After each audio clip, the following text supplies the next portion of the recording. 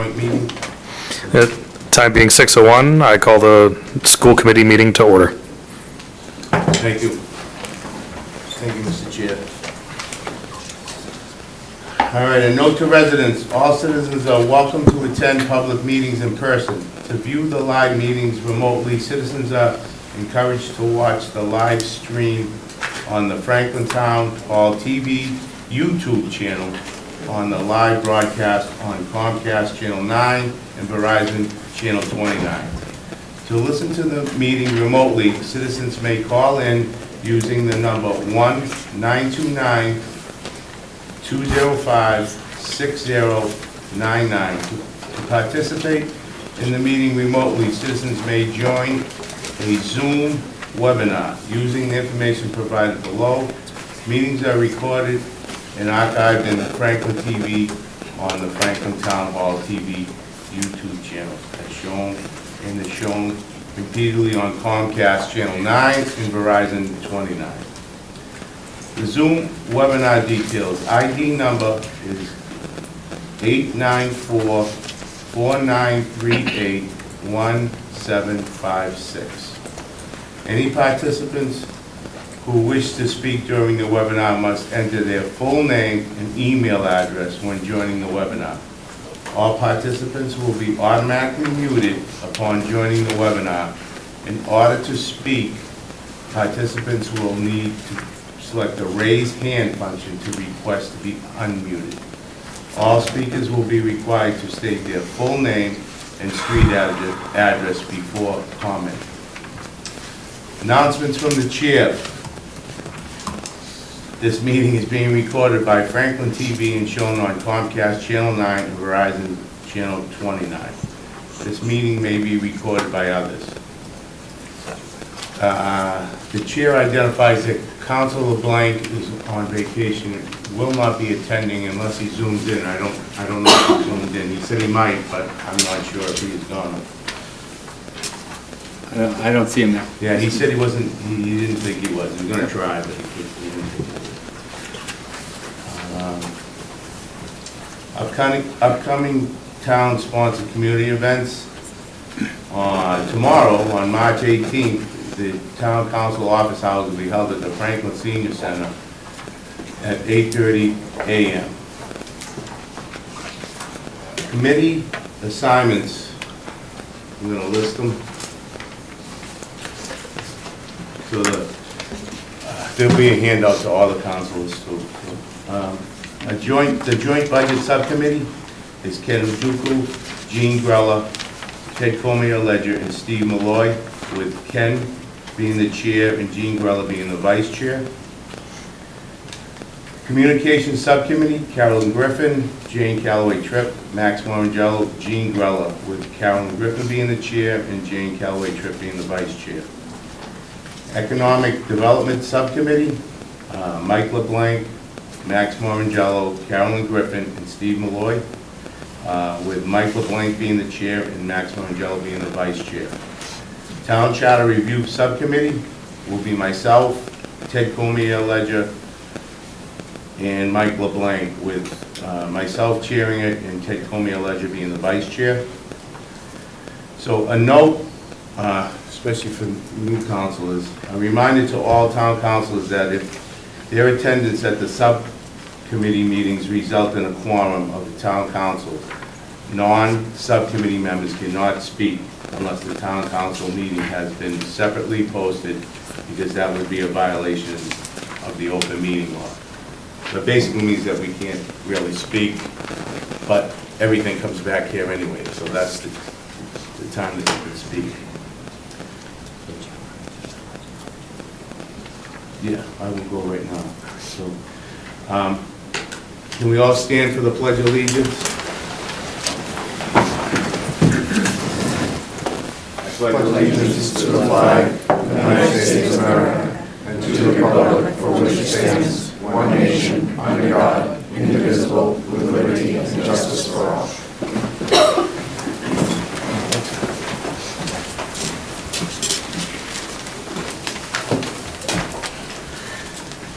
Citizens' comments. Citizens are welcome to express their views or up to 3 minutes on a matter that is not on the agenda. In compliance with Chapter 38, Section 20, the open meeting law, the council cannot engage in a dialogue or comment on a matter raised during citizens' comments. The council may ask the town administrator to review the matter. Nothing herein shall prevent the town administrator from correcting a misstatement of fact. Is there anybody in the chambers? Steve, just your name and address, please. Sure. Thank you, Mr. Chair. Steve Sherlock, 13 Magnolia Drive, Community Information Director for Franklin Matters, Franklin Public Radio. Just a couple of quick public service announcements.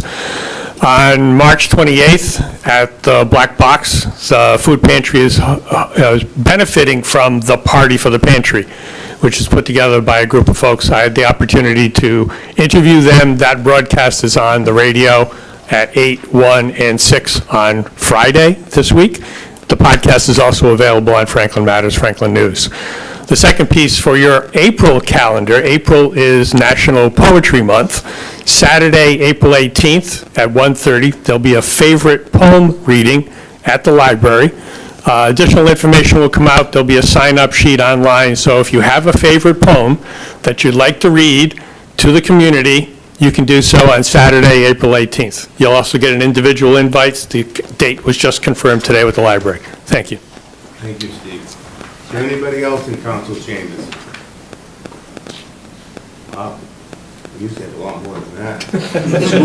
School committee must have scared them away. Anybody on Zoom? Yep, Rachel Plukas, just give her 1 second to unmute.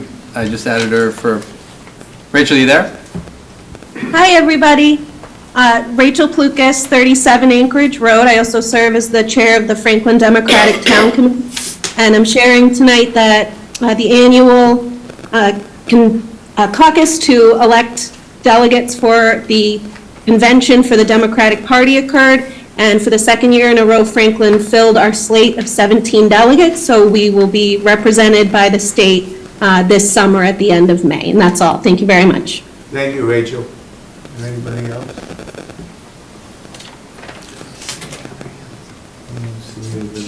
Nope. All right. Oh, this is the new twist. We have council comment. Councilor Malloy. Thank you, sir. I'll be quiet tonight. I have no comments for tonight. Thank you. Thank you.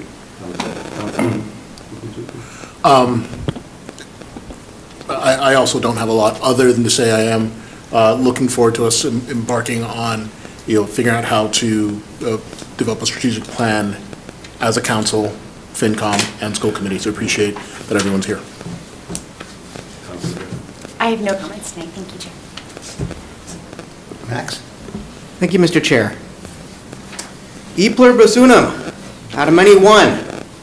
We stand here tonight, a body of different voices and different viewpoints, but tonight is special. We begin the process of coming together and crafting a unified strategy to move this town forward. And not only that, tonight we have unite two bodies that have long operated on parallel tracks and invite them to finally run on the same one, the Town Council and the School Committee. Tonight we stand together, united under one banner, the banner of Ben Franklin, who famously said, "We must all hang together, or assuredly we shall all hang separately." Benjamin Franklin. Now this process is just the beginning. It will not be easy. There will continue to be plenty of disagreement and constructive debate. But let me make one thing perfectly clear. Tonight, the Town Council and School Committee stand side by side, ready to take on the challenges facing our community. And together, we will fight for a better tomorrow. A tomorrow where our schools have adequate teaching supplies, our seniors have the support they need, and our police and fire departments have the resources to keep us safe. A future where the library has hours on Sunday, and our children don't have exorbitant extracurricular fees, and our roads won't decay into oblivion. But that tomorrow will not come unless we act today. It will not happen unless we join hands. It will not happen without E pluribus unum. Out of many, one. Thank you, Mr. Chair. Thank you, Max. Jane? I actually, excuse me, only have one thing. We have received an email regarding, for Bellingham, regarding a battery storage facility they're trying to put. And I did reach out to the people who sent the email just to get a little bit more information. And I'm gonna try to attend their April 2nd council meeting in Bellingham also to find out what's going on. But I was just curious if you knew anything about this, and is this anywhere on Franklin property, or how this will affect us? Because in the body of the email, it says that where they're looking to do it is right next to the Charles River, and there's a clear sign that says fragile, I lost my place, fragile environment right there. And I'm feeling that a battery storage with a ton of lithium batteries right next to the Charles River and fragile land is probably not the smartest thing to do. And I'm wondering if we should have any say in this. So through you, Mr. Chairman, I don't know a ton of the specifics. I do know the town of Bellingham, I believe, owns the land, and they're sponsoring the battery storage facility. I don't know what parcel, like, I don't know geographically if there's industrial properties or other residential properties near it. I don't believe there is, but According to the letter, it's abutted by residential. Right. But I don't believe that Franklin, you're gonna have to correct me if I'm wrong, but I don't believe Franklin has any available opportunity. I think the parcel is completely within Bellingham's community, so I don't know if we really have much of a say in anything that goes on over there.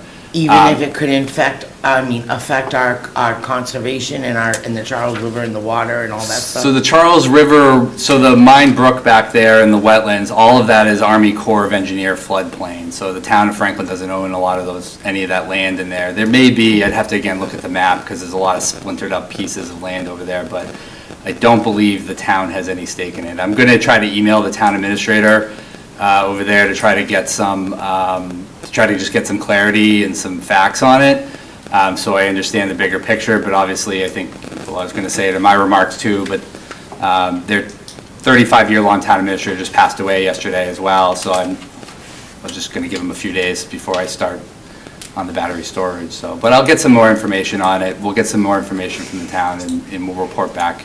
I'll try to do the best I can to send this stuff out to the council. Okay, thank you. But yeah. That's all I got. Thank you, Mr. Chairman.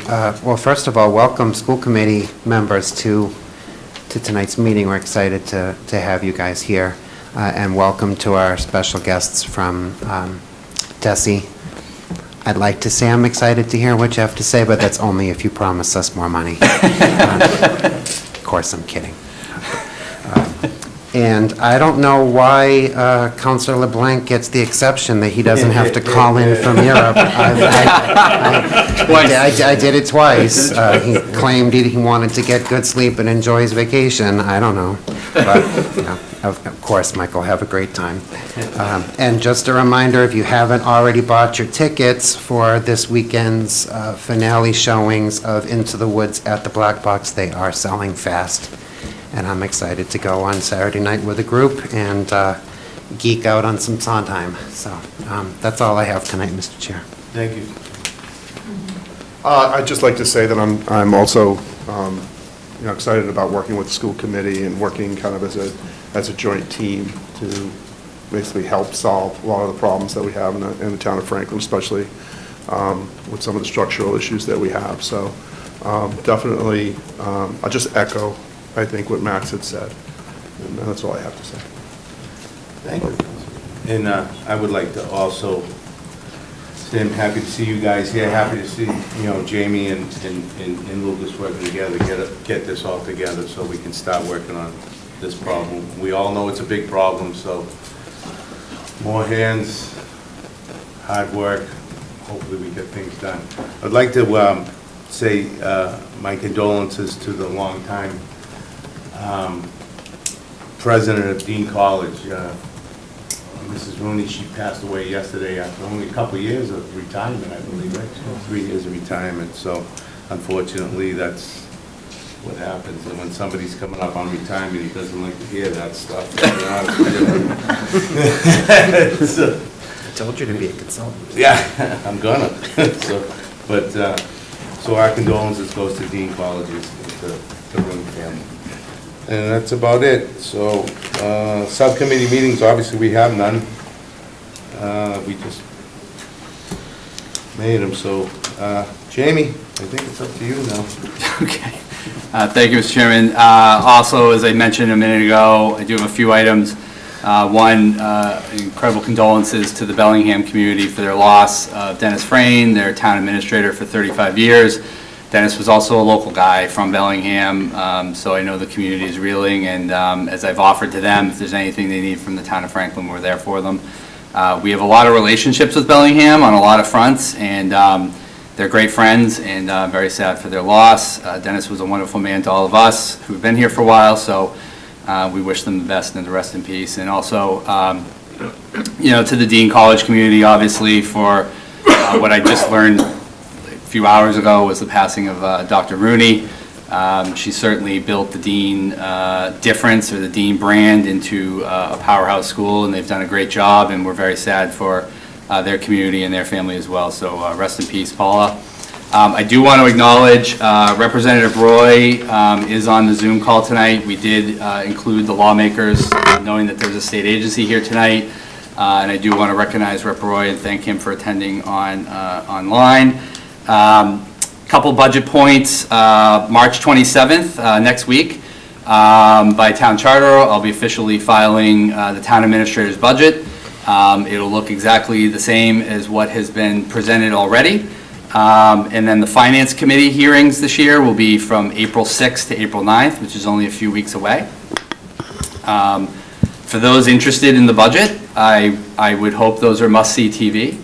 I think what you're going to see this year, just as a little bit of a precursor, we obviously all know that we're not going to be able to really talk full numbers on the budget until healthcare comes in after open enrollment. I've been very transparent and clear about that all budget season, and that is not going to change.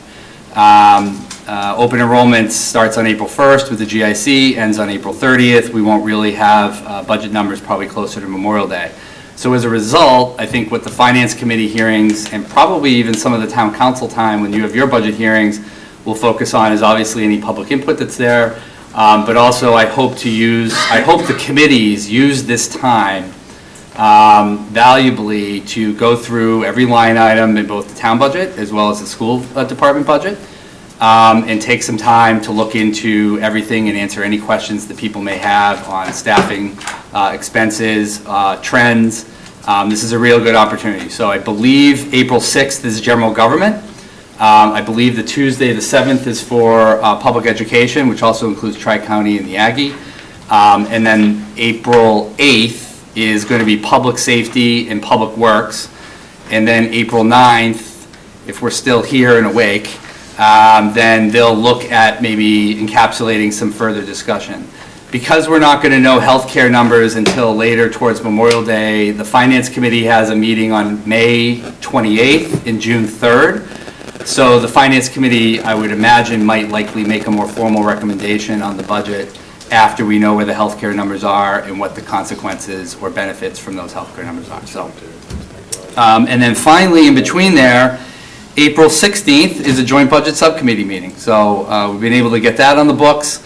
And so, boy, if you're not out budgeted by now, you got a lot of time coming up to get questions answered and asked from all the department heads. So I'm looking forward to finally getting going, and it's great that spring is here because that means it's budget season. I do want to give a huge shout out to Marina Zelaya, our new Director of Community Planning and Development. We were awarded this week a $250,000 grant from DEP to help clean up the New Style site. So if people don't know the New Style site, I'm not going to go into it right now, but I know Councilor Cormier Ledger and certainly Councilor DeLorco is familiar with this site. But it's a polluted town-owned site off of Grove Street. And I'm proud to say through Congressman Auchincloss getting us $500,000, we used some federal ARPA money. And now with this grant, we've got about $1 million trying to take down the old buildings and do some of the site cleanup. Once that property is cleaned up in hopefully several years, it'll be a huge town asset because it'll be a valuable piece of property right off of 140. It's zoned industrial and business, so in terms of tax base and new growth at some point, this is a parcel of land we may be able to sell and be able to get some revenue back from it after all the cleanup. So thank you very much to Marina for her hard work already.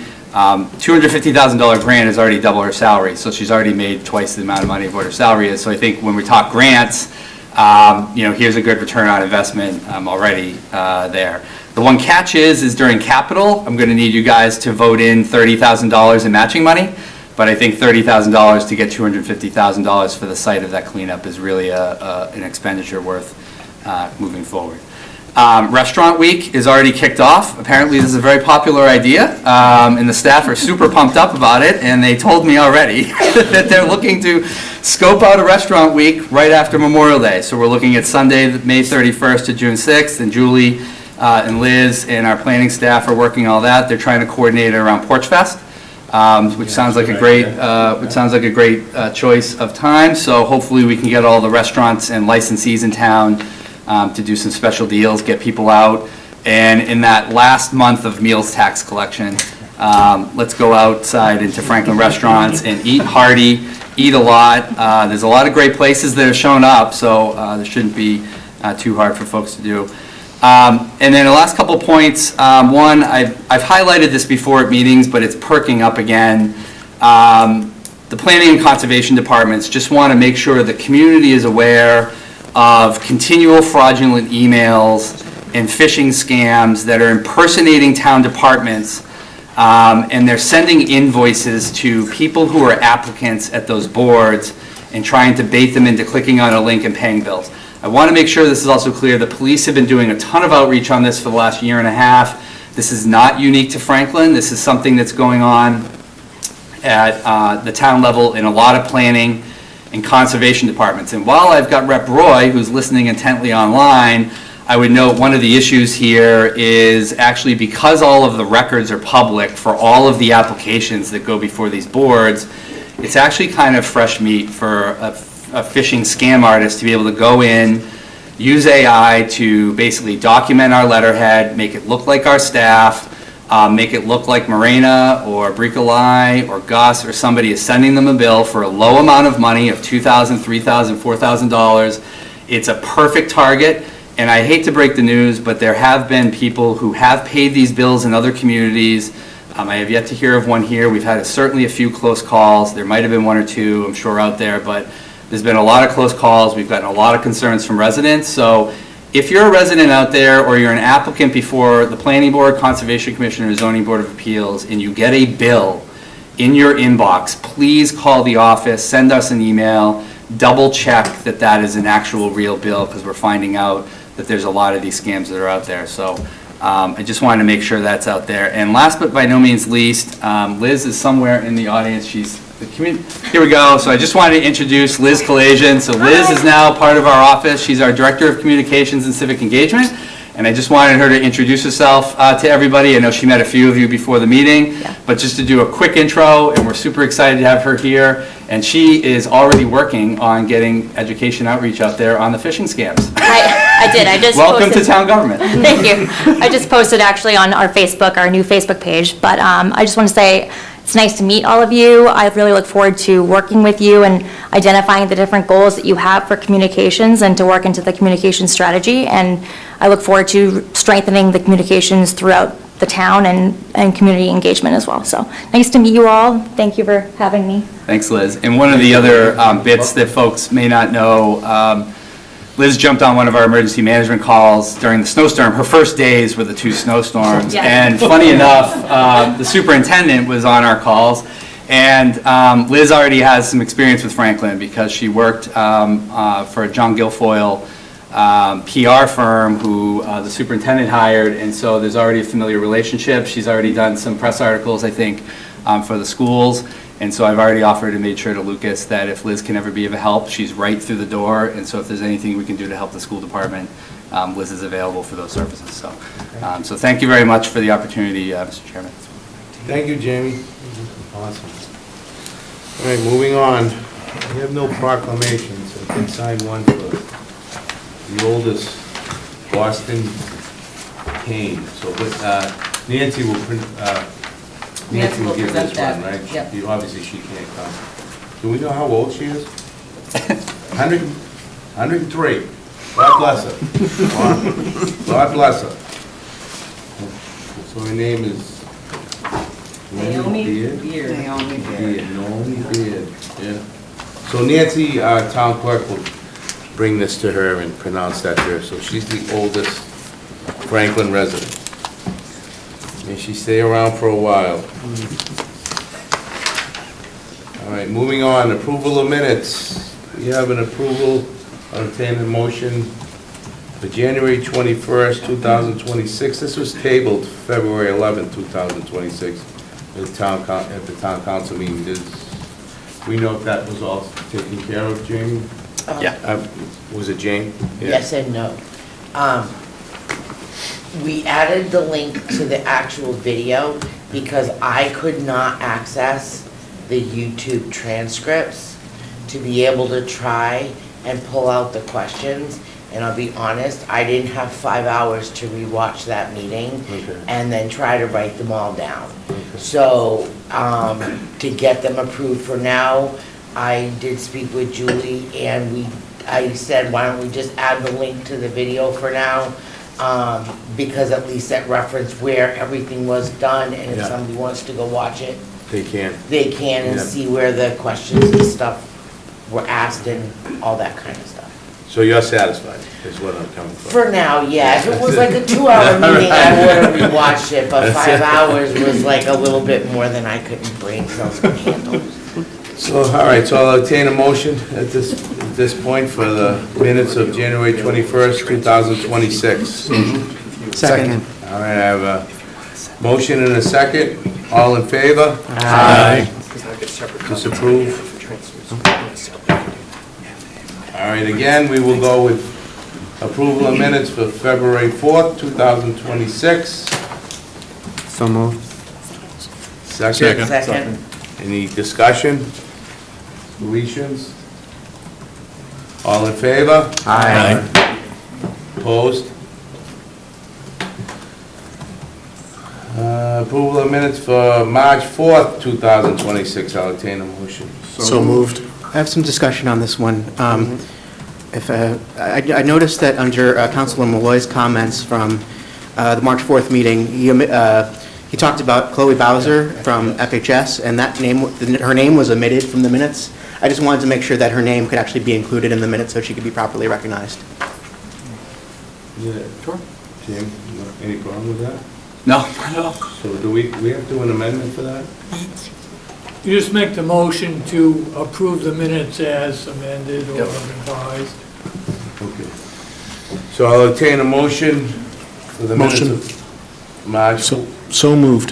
4th, 2026. As amended. As amended. All in favor? Aye. Opposed? Passed. Appointments, we have one. Finance Committee, Tom Sullivan. Clerk will read the appointment. Thank you, Mr. Chairman. This is an appointment to the Finance Committee for Thomas Sullivan of 7 Town Line Road here in Franklin. The town administrator has appointed Mr. Sullivan to serve on Franklin's Finance Committee with a term to expire on June 30th, 2026. The motion to ratify the appointment by the town administrator of Mr. Sullivan to serve as a member of Franklin's Finance Committee with a term to expire on June 30th, 2026. I have a motion. Do I have a second? Second. Do we have Tom here? I'm Tom Sullivan. Okay. All right. My background. Yeah, just come to the mic. Just come to the mic and just, we have your address, so we know where you live. so. All right. My background, I spent my life in healthcare. Most of my career was a chief financial officer in hospitals. I retired as a chief executive officer of a hospital system up in Gardner area, and I'm currently retired with a small little consulting business. So you don't want to retire. That's a good thing. Want to be active. Okay. Thank Well, you. thanks for stepping up, Tom. I appreciate that. Yes, very much. Thank you. Thank you. All right, we have a motion and a second. All in favor? I just have one thing. Well, first off, thank you, Tom, for stepping up to the plate. I just wanted to ask the town administrator, in a previous meeting, we talked about having the language of the appointments, make it clear that the town council is the appointing authority. not the town administrator. I just want the language different, just to make it clear for our records. So in the future, I just want that delineation clear. Is that okay? Absolutely. You can amend that to say the town council has appointed Thomas Sullivan. You can just make a quick amendment. Max is correct. I'm fine with it how it is now, but just next time. Well, next time we'll do it. We'll move on from there. Okay, Max. All right. All in favor? Aye. Opposed? Welcome aboard, Sean. We have no public hearing, no license transaction. We do have presentation. Is your other, Yep. are they here? They're right over there. Everybody's Desi? Everybody's here. here. Desi, everybody's here. No, but I thought he wasn't gonna come. So we made it perfect for 6:30, Paul. See, that worked out good. All right, so, It's all planned. Jamie, you wanna start us off? Sure, I just, really quickly, we'll turn it over to the Department of Elementary and Secondary Education, and I want to thank mostly Jana and the superintendent. I think there has been a desire to have Desi come in and do an overview of Chapter 70 and the entire formula, and I really thank Jana for kind of making this a larger community conversation as opposed to just a school committee one, so thank you to her and the superintendent for their willingness to do this, and thank you to the school committee for coming to the council meeting to have a broader discussion on Chapter 70. So I don't have anything else unless you guys have anything you want to add, or Lucas, or anyone else, but otherwise, I think, Rob, Meg, you're up. Just please introduce yourself. Sure.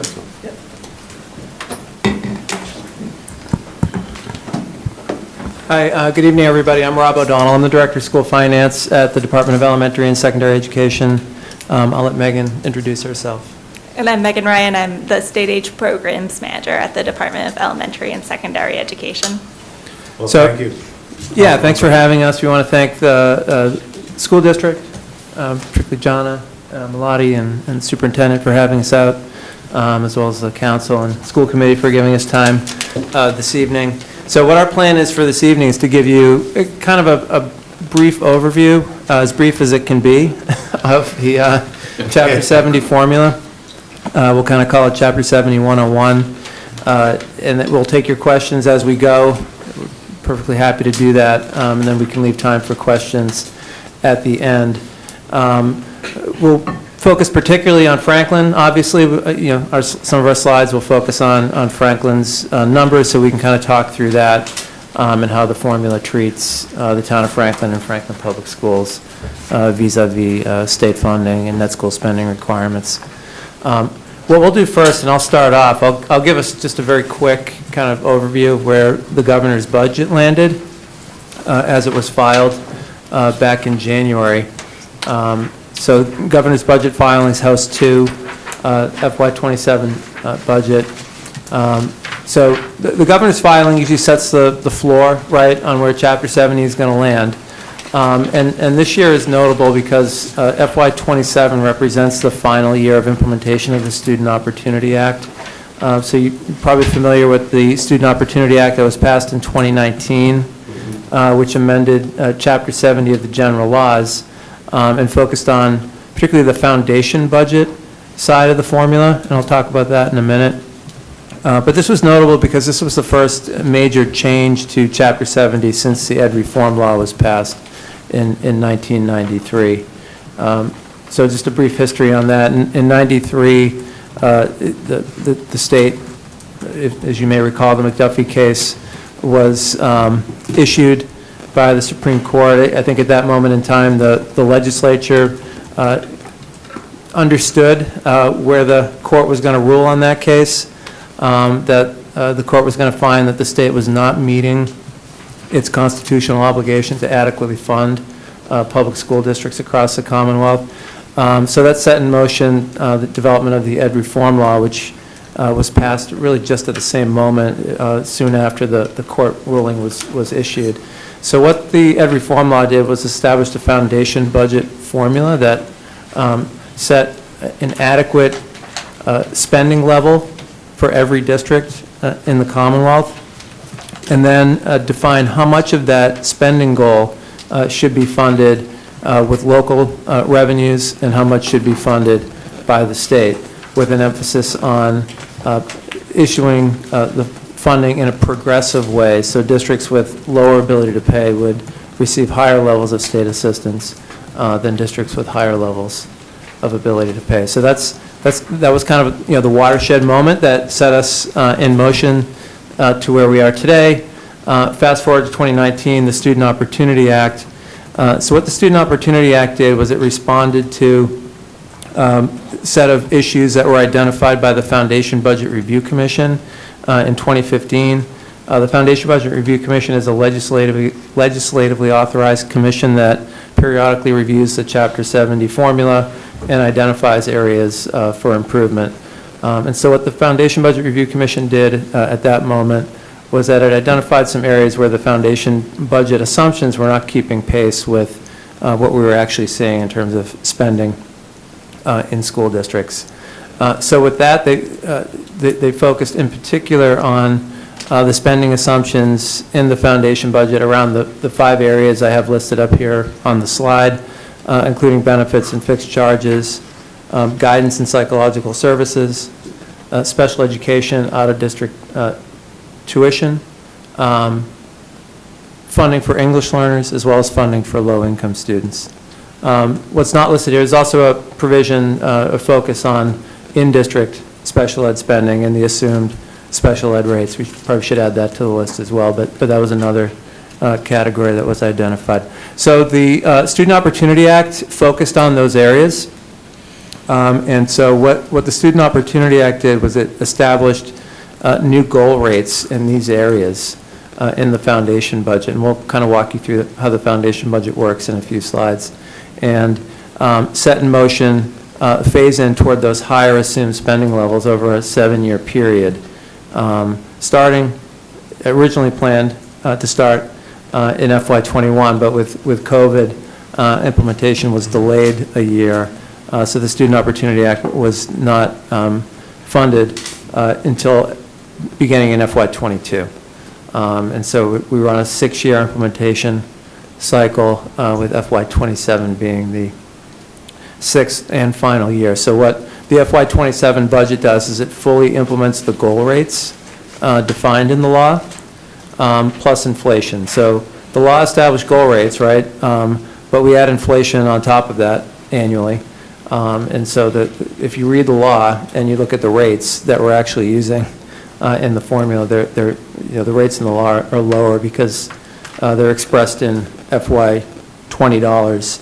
But there's been years of inflation added on top of those goal rates since. So we'll kind of walk through in more detail all those elements in subsequent slides. But where we landed with the governor's budget this year, final year of SOA implementation, is a funding level that's $242 million higher than FY26 funding. It's a 3.3% increase. Compared to prior years of SOA implementation, this was a much smaller increase than we've seen in the previous years. FY26 funding increase was over $400 million. We've consistently seen funding grow $400 million over the life of the SOA. The lower level of increase in FY27 is largely attributable to significant enrollment loss that we saw across the Commonwealth between FY26 and FY27. So we base Chapter 70 on October 1 enrollment counts that are submitted by school districts. That's the fixed point in time that we're using to determine the next year's funding level. So that enrollment number was over 15,000 students lower than the prior October 2024 enrollment. A lot of different reasons. Yeah, I was just going to ask what for that. Does anyone have any reasons? Yeah. So I think the key reasons that we're not seeing the same levels of in-migration that we've seen in prior years to replace students that have left the system through normal kind of matriculation. That was a big reason. Some of that's due to immigration enforcement, but it's not universally related to that, because we saw similar enrollment loss in non-gateway districts as we did in gateway districts, a little less than 2% on average statewide. So it's hard to pin down exactly what's going on. It's clearly a variety of factors. I think sort of immigration enforcement is certainly one of them, but there are other reasons as well. So that drove the aid increase down a lot lower than we would have otherwise predicted. But overall, the growth in funding in Chapter 70 as a result of the SOA has exceeded $1 billion in new funding over the 6-year period. So right now, we're at a $7.6 billion funding level projected for FY27. That's the governor's budget. The House and Senate will have their turn. What the House and Senate typically focus on is the minimum aid allocation, and we'll talk more about that in the upcoming slides. So why don't we go to the next slide? We'll go a little bit faster through these.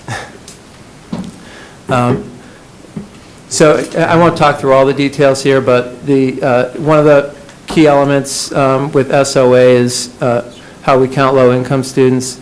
So prior to SOA, through some changes that were put in place back in the 2016, 2017 period, the eligibility threshold to be identified for low income was set at 133%. SOA returned that to the 185% federal poverty level. So we expanded the number of students that we're counting. And so we've seen growth, right, in the number of identified low-income students generally over the life of SOA, but in FY27, actually the number of low-income students that we identified fell by more than the number of students that we lost in the system from 419,000 to 400,000. So that was another factor in driving down aid increases, particularly in our gateway districts. All right, so why don't we go to the next slide? The other piece here, which I alluded to on the first slide around special ed enrollment. So when we talk about foundation enrollment, which is the enrollment basis that we use to establish each district's foundation budget, all students are obviously included in that count. Students that each district is fiscally responsible for, and we'll talk more about what that means in a minute. And students are counted at the grade level that they're enrolled. We don't identify students on IEPs, though, on a census basis. What we do is we apply an assumed percentage to each district's head count to determine an estimate of how many special education students are being served in the district. So SOA increased those assumed percentage levels from 4.75% to 5% for vocational students, and from 3.75% to 4% for non-vocational students. So that 4% rate is applicable to Franklin Public Schools. I'm not sure if you have any Chapter 74 programs in your high school, but if you do, that particular portion of your head count will be subject to the 5% rate. So those percentages seem low, right, relative to I'm sure the identified rate within your school district. The way to think about these percentages is that it's an FTE-based percentage. It's not a head count-based percentage. So in your district, I'm not sure what your special ed rate is. It's probably something, closer to 20%, maybe more, of your overall student population has an IEP of some sort. Sorry. Yeah. I'm trying to understand the slide. Yeah. Actually, two questions Yeah. before you dive in. Excuse me. I know we haven't had a chance to review these slides. Is it possible to send it to us? Oh, absolutely, yeah. And after the fact, so Yeah. we take a look at it? Thank you. And then specifically with this slide, we're talking about the SOA impacts, is how it's affecting special education and special education. But then we talk about the vocational and non-vocational students. Is that still referencing just the amount of funds that are going into special education for vocational schools versus non-vocational? Just help me, how do we understand this page? Yeah, so these percentages, so what these percentages, and we'll walk through when we get a little bit deeper into the presentation, but we applied these percentages to your total head count, your total foundation enrollment count, to assume how many special education students are being served in the district. And we apply a higher percentage to vocational students and vocational districts than we do to non-vocational students or non-vocational districts. Okay. The reason why is that historically, there are higher levels of identification in vocational settings than there have been historically in non-vocational. So, sorry. And so that's why we apply a higher percentage historically. So if we have more special education students than, than the average, then that would end up hurting us. Is that what you're saying? Yeah, let me explain what the percentage means first, because it might not be as far afield as you might think. So what the 4% represents, again, it's an FTE-based percentage. So what that translates to is that we're assuming that 16% of your students are receiving some level of special ed service 25% of the time. So it's meant to approximate an average.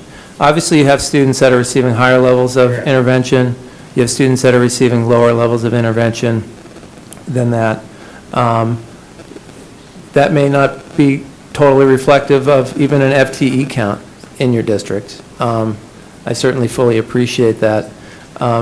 This is the assumed rate that, is established through the formula, and it's certainly something that's been subject to a lot of debate and inquiry, and I'm sure it will continue to be. But that's the level that we use in the formula to establish an assumed special ed head count. Got it. So for in-district programs. If I'm, just so that I'm understanding it, hopefully I'm saying this correctly, this is all, it's based on the formula. The actuals are going to be different. Right. But, hopefully the formula is fairly accurate, but there's a lot of discrepancy probably from town to town. Yeah, and just quickly on the vocational piece, so what the 5% assumes is that in a vocational setting, 20% of your students are receiving special ed services 25% of the time. Yeah. And I think it's true, we do, we have seen, at least historically, I don't know if it's still true, but I know it's been true in the past, that there's been higher identification rates in vocational programs than in non-vocational programs, but the students in those settings typically have lower levels of need. They don't you don't have the same set of need. Students in a non-vocational district, you're going to see higher levels of need that you wouldn't see in a vocational setting typically. All right. Just 1 second. Just wanted to address Councilor Ojukwu. We're at 23%. So we are a little bit over what this estimate is for our district. Instead of the 20, we're at 23. Okay. Yeah, thank you. Thanks, Paul. Yeah, and I think that's typically what we see across the state. It's 20 or higher in terms of a percentage of your overall head count. Are you good? Yeah, no, I appreciate it. Okay. Thank you. Yeah, any other questions? Okay, so I think I got them answered. So you're not saying when you do this that you're looking that we have 4 or 5% of people on IEPs? Right. That's just a number, but you're actually looking at a higher. So as a normal, regular, not in education, it'd be really nice if you just said like 20%, so people can understand this. But if you're doing an estimate, and you're saying you're looking at it roughly at 16%, and we're at 23, that's a big jump in things that we have to figure out how to fund that are mandated through the state for these things that we might not be able to fund. So how do we fix that gap and make it more accurate to what actually the percentage is? Right. Yeah, so I can speak, so the foundation budget assumes a level of spending, I don't have the rate in front of me, but for in-district students of around $30,000 per student. And it's really meant to serve, to reflect costs of students being served who are not eligible for circuit breaker, right? So, and then once you get into the circuit breaker, above the circuit breaker threshold, which is a separate program to reimburse districts for higher cost students, that's sort of where the handout, like foundation will get you up to that sort of cutoff, and then beyond that point, the students become eligible for circuit breaker reimbursement. And that's a separate funding program that we also manage in our unit, not us personally, but our colleagues. But yeah, so the foundation budget formula is really meant to work kind of hand in glove with the circuit breaker program. to address, funding for higher cost students. Mac? Thank you, Mr. Chairman. I just had a quick question, in terms of the special education formula. I understand that, after the SOA is completed, they're looking at maybe changing certain aspects of the formula going forward. And I was curious if whether special education and making a more appropriate measure was something that was being under review for those discussions.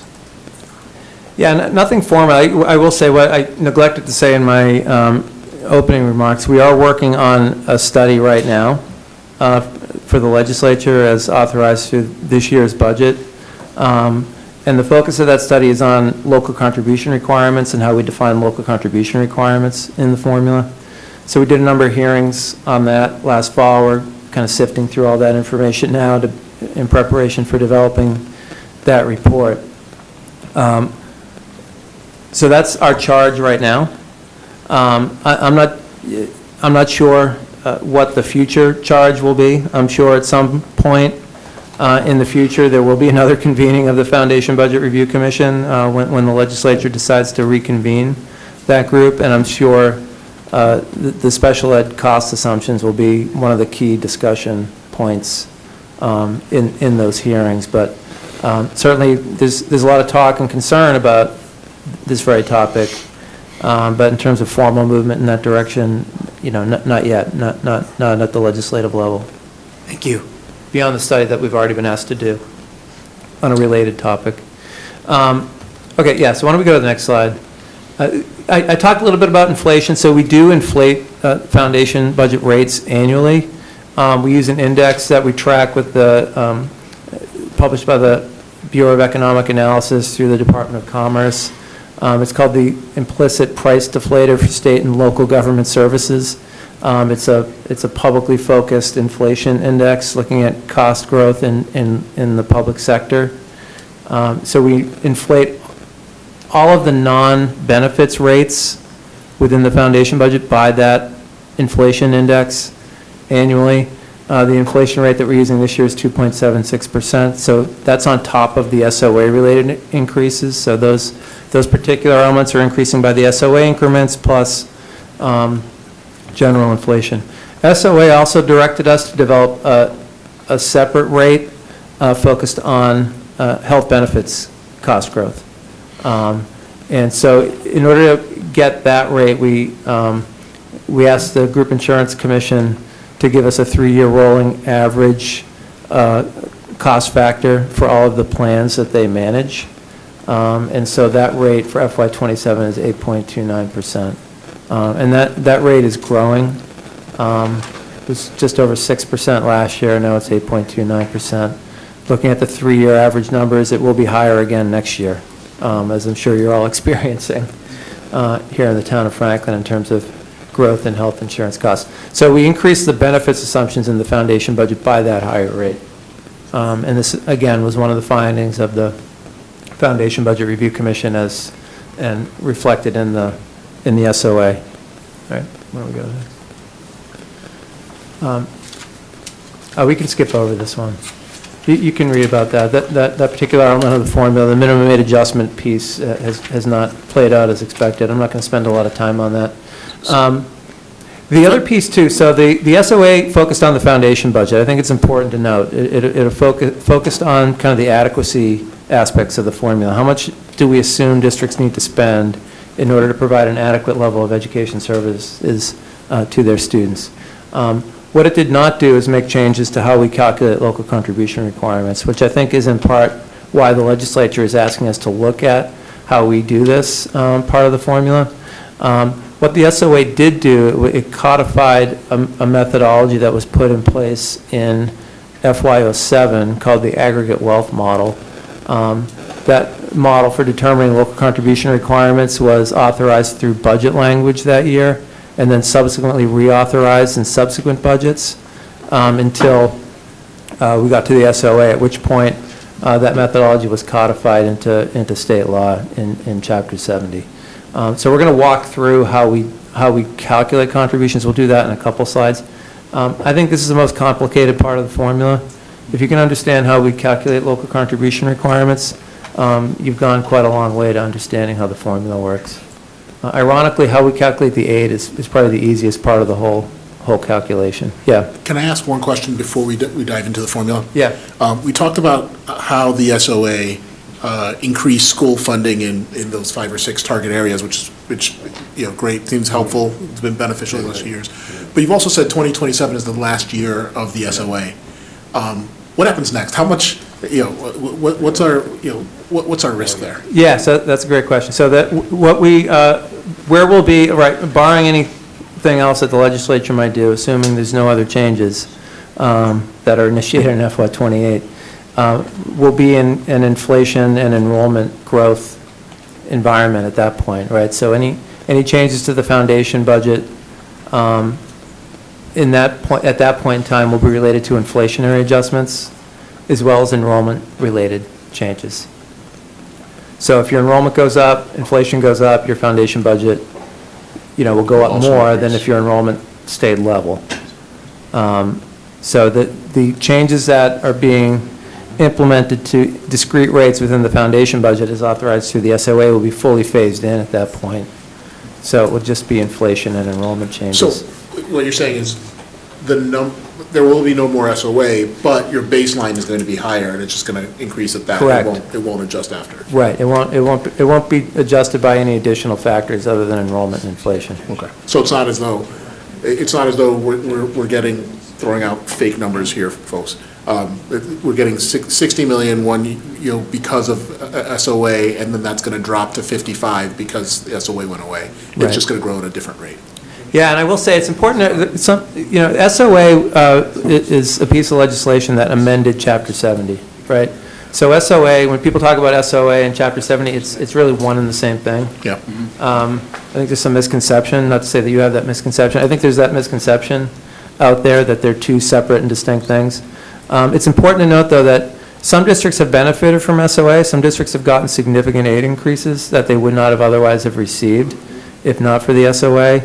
Other districts have not received additional aid increases as a result of SOA, and I dare say Franklin has been one of those, right? You've been a minimum aid district, meaning that you haven't required additional aid in order to fully fund your foundation budget, at least in terms of the formula, all right? So, the aid growth has been highly concentrated in about 100 districts, 80 to 100 districts across the Commonwealth.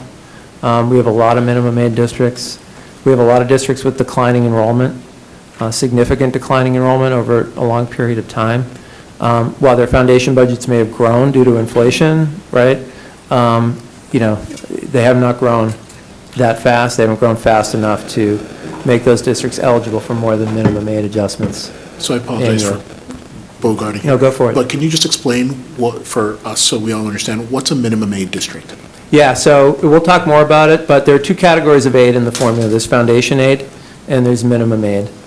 Districts that are eligible for foundation aid, when we look at their prior year when we look at their prior year aid level, right, and their current year contribution requirement, the sum of those two numbers is not sufficient to fully fund their foundation budget. So at that point in time, the state will step in and provide additional aid to get them up to foundation. Yeah. Right. Because the state is constitutionally obligated, based on the McDuffie ruling, to fully fund all districts at foundation. So that's a line that the state cannot meet. Right. For all other districts where the sum of the district's prior year aid and current year contribution requirement exceeds the district's foundation budget in the given year, those districts aren't eligible for foundation aid, but the legislature has, decided that districts should get at least as much aid as they got in the prior year, plus a minimum aid increase, a per pupil minimum aid increase over prior year funding. So the governor proposed $75 per student in increased funding, and that's what Franklin is scheduled to get. The legislature usually does more than that. Last year, the legislature settled at $150 per student. I'm not sure where that's going to land this year. I think there might be a little bit more pressure to go to a higher number, though I can't, say that with confidence. And so, it's kind of wait and see. We'll know more when the House comes out with their numbers in April. Yeah, no, thank you. Just because this is all new for me, what is the foundation budget like? What number, like, how do you figure out what the number is supposed to be for a town's foundation budget? Yeah, we're going to talk about that in a minute. We're going to walk through that in a Okay. couple of slides, so. Hang tight. So just to finish up this point, on this slide, we highlight how many,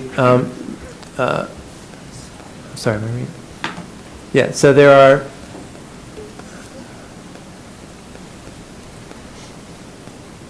okay, yeah, we can go to the next slide, sorry. All right, we can skip over the charter school. If people have questions about charter school funding and reimbursements, we can come back to that, but that's not our focus here tonight. All right, so I'm going to pass it over to Megan. She's going to kind of walk you through how we do foundation enrollment and foundation budgets, and then we'll go from there, so. Yeah. Do you want to do the slides? Sure. Thanks. So the goal of the Chapter 70 formula, as Rob was mentioning, was to ensure that every district had sufficient resources to meet its foundation budget spending level through an equitable combination of local property taxes and state aid to get to that adequate spending. Next slide. In House 2, some of the metrics used to create the foundation budget. The total state target local contribution is 59%. That the state goal is to ensure that 59% of the foundation budget is coming from local and municipal spending. And minimum aid is $75 per pupil. And that required local contributions that no municipality across Massachusetts has to be paying over required local contribution. Yeah, we'll just pause here for a sec. So these are key parameters that we set annually in the budget. So SOA says, okay, every year we have to revisit these parameters and, set whether these are going to be the parameters that we're going to use in that year's budget formulation. So you may have heard people talk about the 59-41% split in the state funding formula. So this is where that comes from. We'll talk more about how that works in terms of setting local contribution requirements. But the goal here is that 59% of the statewide foundation budget is funded from local revenues, and 41% is funded with state aid. And we'll talk more about how that plays out in a few slides. What is effort reduction? Yeah, we'll talk more about that. That's when we determine municipalities' required effort level. If that effort level exceeds their ability to pay, then we're going to bring them down to the effort level that is dictated in the formula as more in line with their local wealth metrics. Yeah, so we'll talk more about that. So there's 6 factors that change throughout the year that can impact the Chapter 78 as well as the foundation budget. So the foundation budget, the number that changes and influences a locality's budget the most is your enrollment. And that is all the students in your district that the district is fiscally responsible for. So that would also include charter and school choice students that the town is paying for throughout the year. Another factor is the wage adjustment factor that is determined by the Department of Employment of Massachusetts, and that is a factor that changes the foundation budget and will increase the foundation budget if it is estimated that employment costs might be higher in your locality compared to the state average. So in Franklin, Franklin's wage adjustment factor is higher than the state average, so that increases the foundation budget. And inflation is that factor that Rob was mentioning earlier, both the inflation determined by the Department of Commerce as well as the inflation from the group insurance rate. So those 3 factors together influence how large the foundation budget will be. And we'll get into it on the next slide a little bit more, but the type of students in your enrollment also makes a difference in terms of that foundation budget. Rates are slightly higher for high school students compared to lower grades. There are higher rates for low-income students. There are higher rates for English language learners. So all of that gets folded into the foundation budget.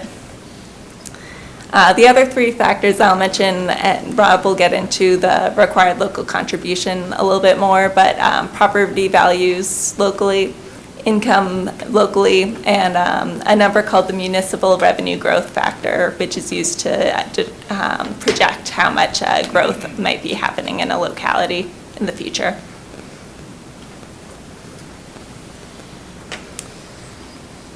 So there are 3 steps when we're determining Chapter 78. First, we calculate the foundation budget for a district, grades, programs, demographic characteristics, as I mentioned.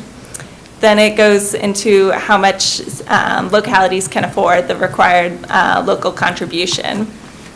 And then at the end, we calculate state aid. So each of these is a very specific calculation, and then afterwards we work backwards to look at how much state aid a district will get. So this is Franklin's foundation budget for FY27 in the governor's budget. So you can see on the left, we've got these 11 categories of rates that are being applied to each at the top enrollment category. So there are rates being applied for preschool, kindergarten, elementary, junior middle school, high school students, vocational students. And on the right, you'll see those special education student categories. Those were from those assumed percentages we were talking about. Is there any way you can make that screen Can we zoom in bigger? on that a little bit? Because I can't see. Oh, wait, It's maybe not right me on this here. one. Yeah, I apologize. I have no trouble. Maybe we can, My chart. does that help? We can. Yeah, that does All right, maybe we help, can yeah. zoom around. All right, so maybe we can just talk through you want to re-talk through the base enrollment groups? Yeah, so we've got the Oh, actually, let me scroll left here so they can see that. Yeah, so these are the students that Franklin is fiscally responsible for, broken out by grade. We've got each category of students, and over to the left, things like administration, instructional leadership, classroom specialists and teachers. These are all rates specified by the SOA, and then applied to those increments that those 6 years of increments to raise those rates specified by the SOA, as well as inflation and benefits inflation have been applied to these. The wage adjustment factor is also applied to the employment categories. And over on the right, we've got these incremental costs above the base. So these are assumed costs that Franklin will experience above baseline enrollment for these special categories of students, in-district special education, that 16% of 25 receiving services 25% of the time, English language learners at both the elementary level and at the higher levels, as well as low-income students. There are 12 different low-income groups that a locality can fall into, and that determines the level of rate. Franklin is in low-income group 4, so we'll have a slide showing what average per pupil expenditures look like for students in low-income group 4. Yeah, so I'll just point out, a lot of the new money that was allocated through the SOA was driven by the increases to the low-income rates. Yeah. Max has a question. Good. Yeah, no, I noticed could you go back to special education for a moment, the Yep. out-of-district and in-district? I noticed in the bottom, we have like a quarter, maybe a little less than a quarter of the students that are tuitioned out versus inter-district, and I know you mentioned a little bit about how the special education circuit breaker is a little different. But the cost for out-of-district special education is significantly higher than in-district. But this is saying it's about the same if you look per student. Yeah.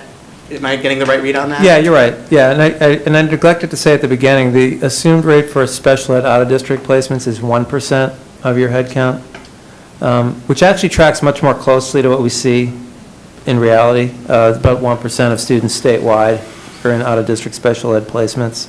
I'm not sure what your exact numbers here are in Franklin, but, so the foundation budget's assuming that you have 188 in-district special ed students. Again, that's an FTE-based assumption.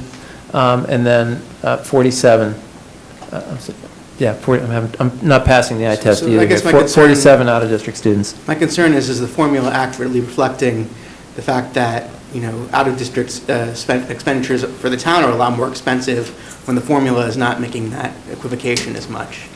Yeah, so this was an area that the Foundation Budget Review Commission focused on. The SOA did increase the assumed out-of-district rate. It has increased by more than inflation over SOA. And again, this is where, we have the circuit breaker program, right? Which I should also point out was also amended through the Student Opportunity Act.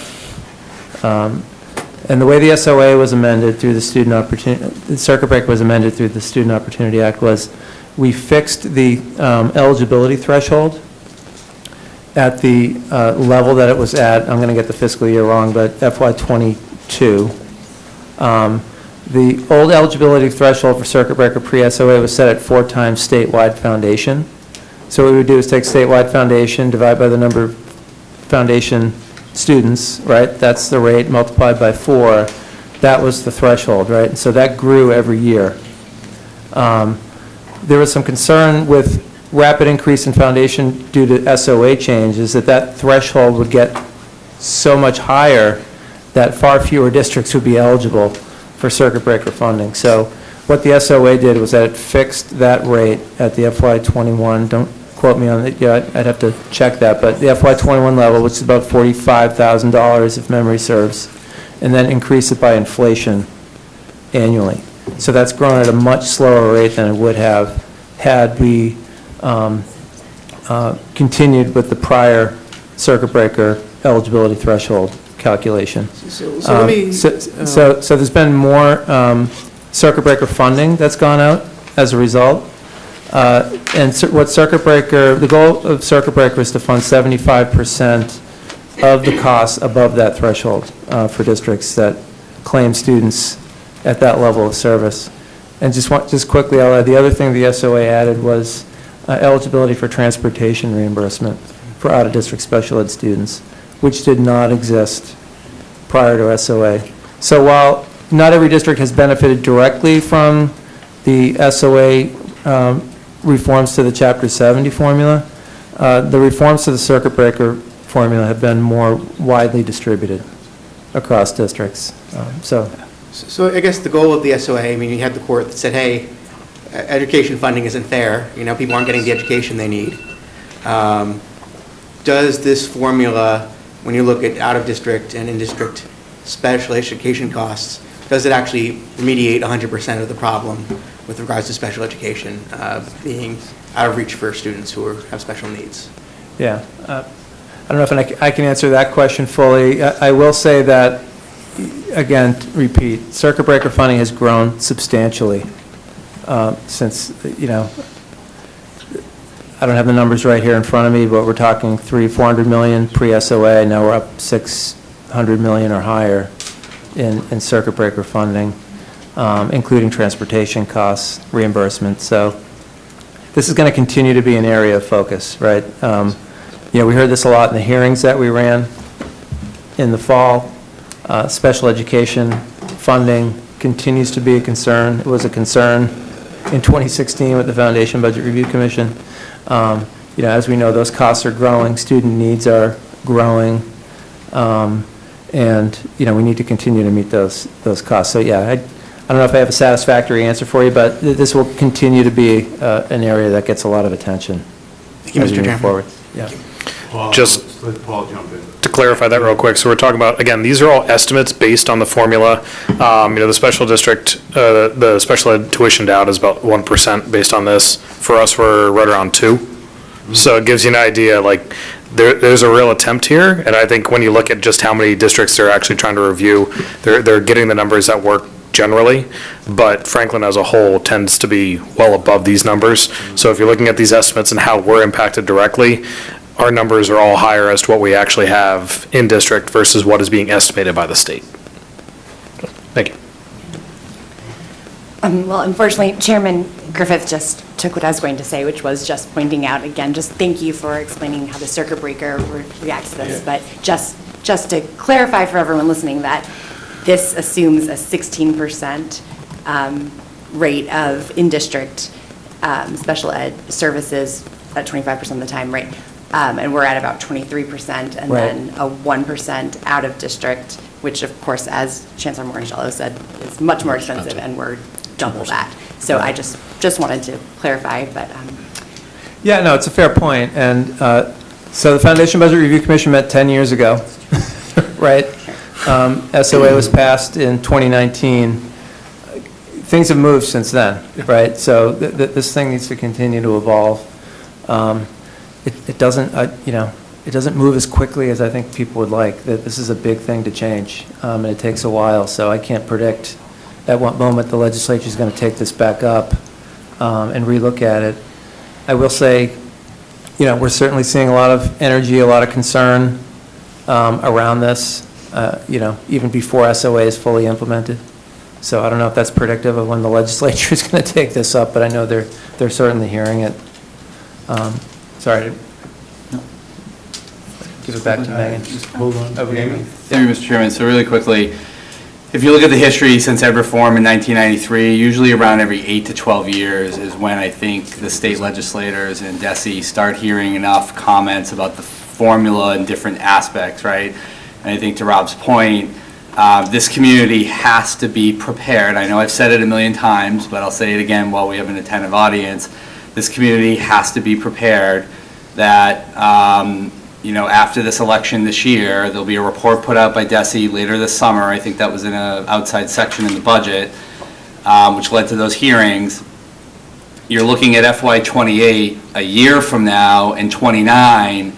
Ironically, that's about 10 years since the SOA in 2018 and 19, right? Because even if the law is passed in 19, the issues started arising around 17, 18. They go through the Foundation Budget Review Commission, and so the one before 2019 was in 2006, 2007, and then that was a response to the original Ed Reform Act in 1993, which brought charter schools, MCAS, and Chapter 70 is pretty much seen as one of the most landmark laws, I think, probably in our country's history, even on education. So I think this community has to prepare that at some point in FY 28, 29, or 30, and I think to Rob's point, he said something very important there, which is, I think as you go through the formula, every community is evaluating the formula and how it impacts that community, right?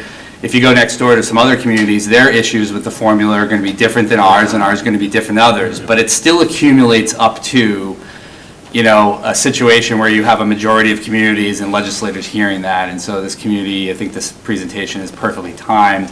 And I think the community, after this budget cycle is over, and after the election in November, I think this community's got to be prepared that we've got to pay real serious attention to if the legislature brings back the Foundation Review Commission, that is a signal, an alert to us. This is serious now, and I know they'll get to hold harmless in a minute, a little later, but I think this is a serious issue.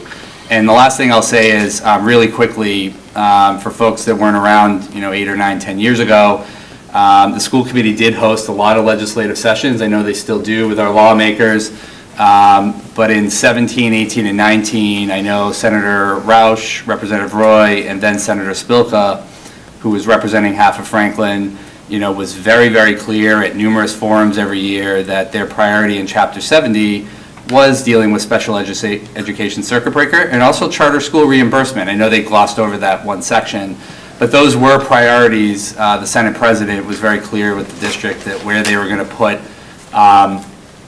their efforts, because dealing with the other issues in the formula for Franklin were not going to be advantageous. And I think you just heard some of their efforts came out in that, where I think special ed circuit breaker went up $300-400 million in that time frame. Same thing with charter school reimbursement. They did back up those claims pretty strongly in the SOA. So the SOA did very little for Franklin, but we knew that 7, 8, 9, 10 years ago when the law was passed, and that was pretty well communicated throughout the community. So I think they spoke to it, and they told us what they were going to do, and they did fulfill those commitments. The issues in the formula now for Franklin are different, and we've got to try to adjust and adapt on the fly for the next several years. Thank you very much, Mr. Chairman. Appreciate that. No, thank you. I appreciate the added voices here. It's really helpful. And reminding me of things that we didn't pick up on. And yeah, you're right, charter school reimbursement was also part of the SOA, and requiring the Commonwealth to fully fund that entitlement, which it has done since the law was passed. Hold on, Cal. I just wanted to clarify, I'm not critiquing this, I am not criticizing this, right? I wanted to clarify for anyone who is listening, when, conversations about the school budget comes up, and they say, why is there so much being spent?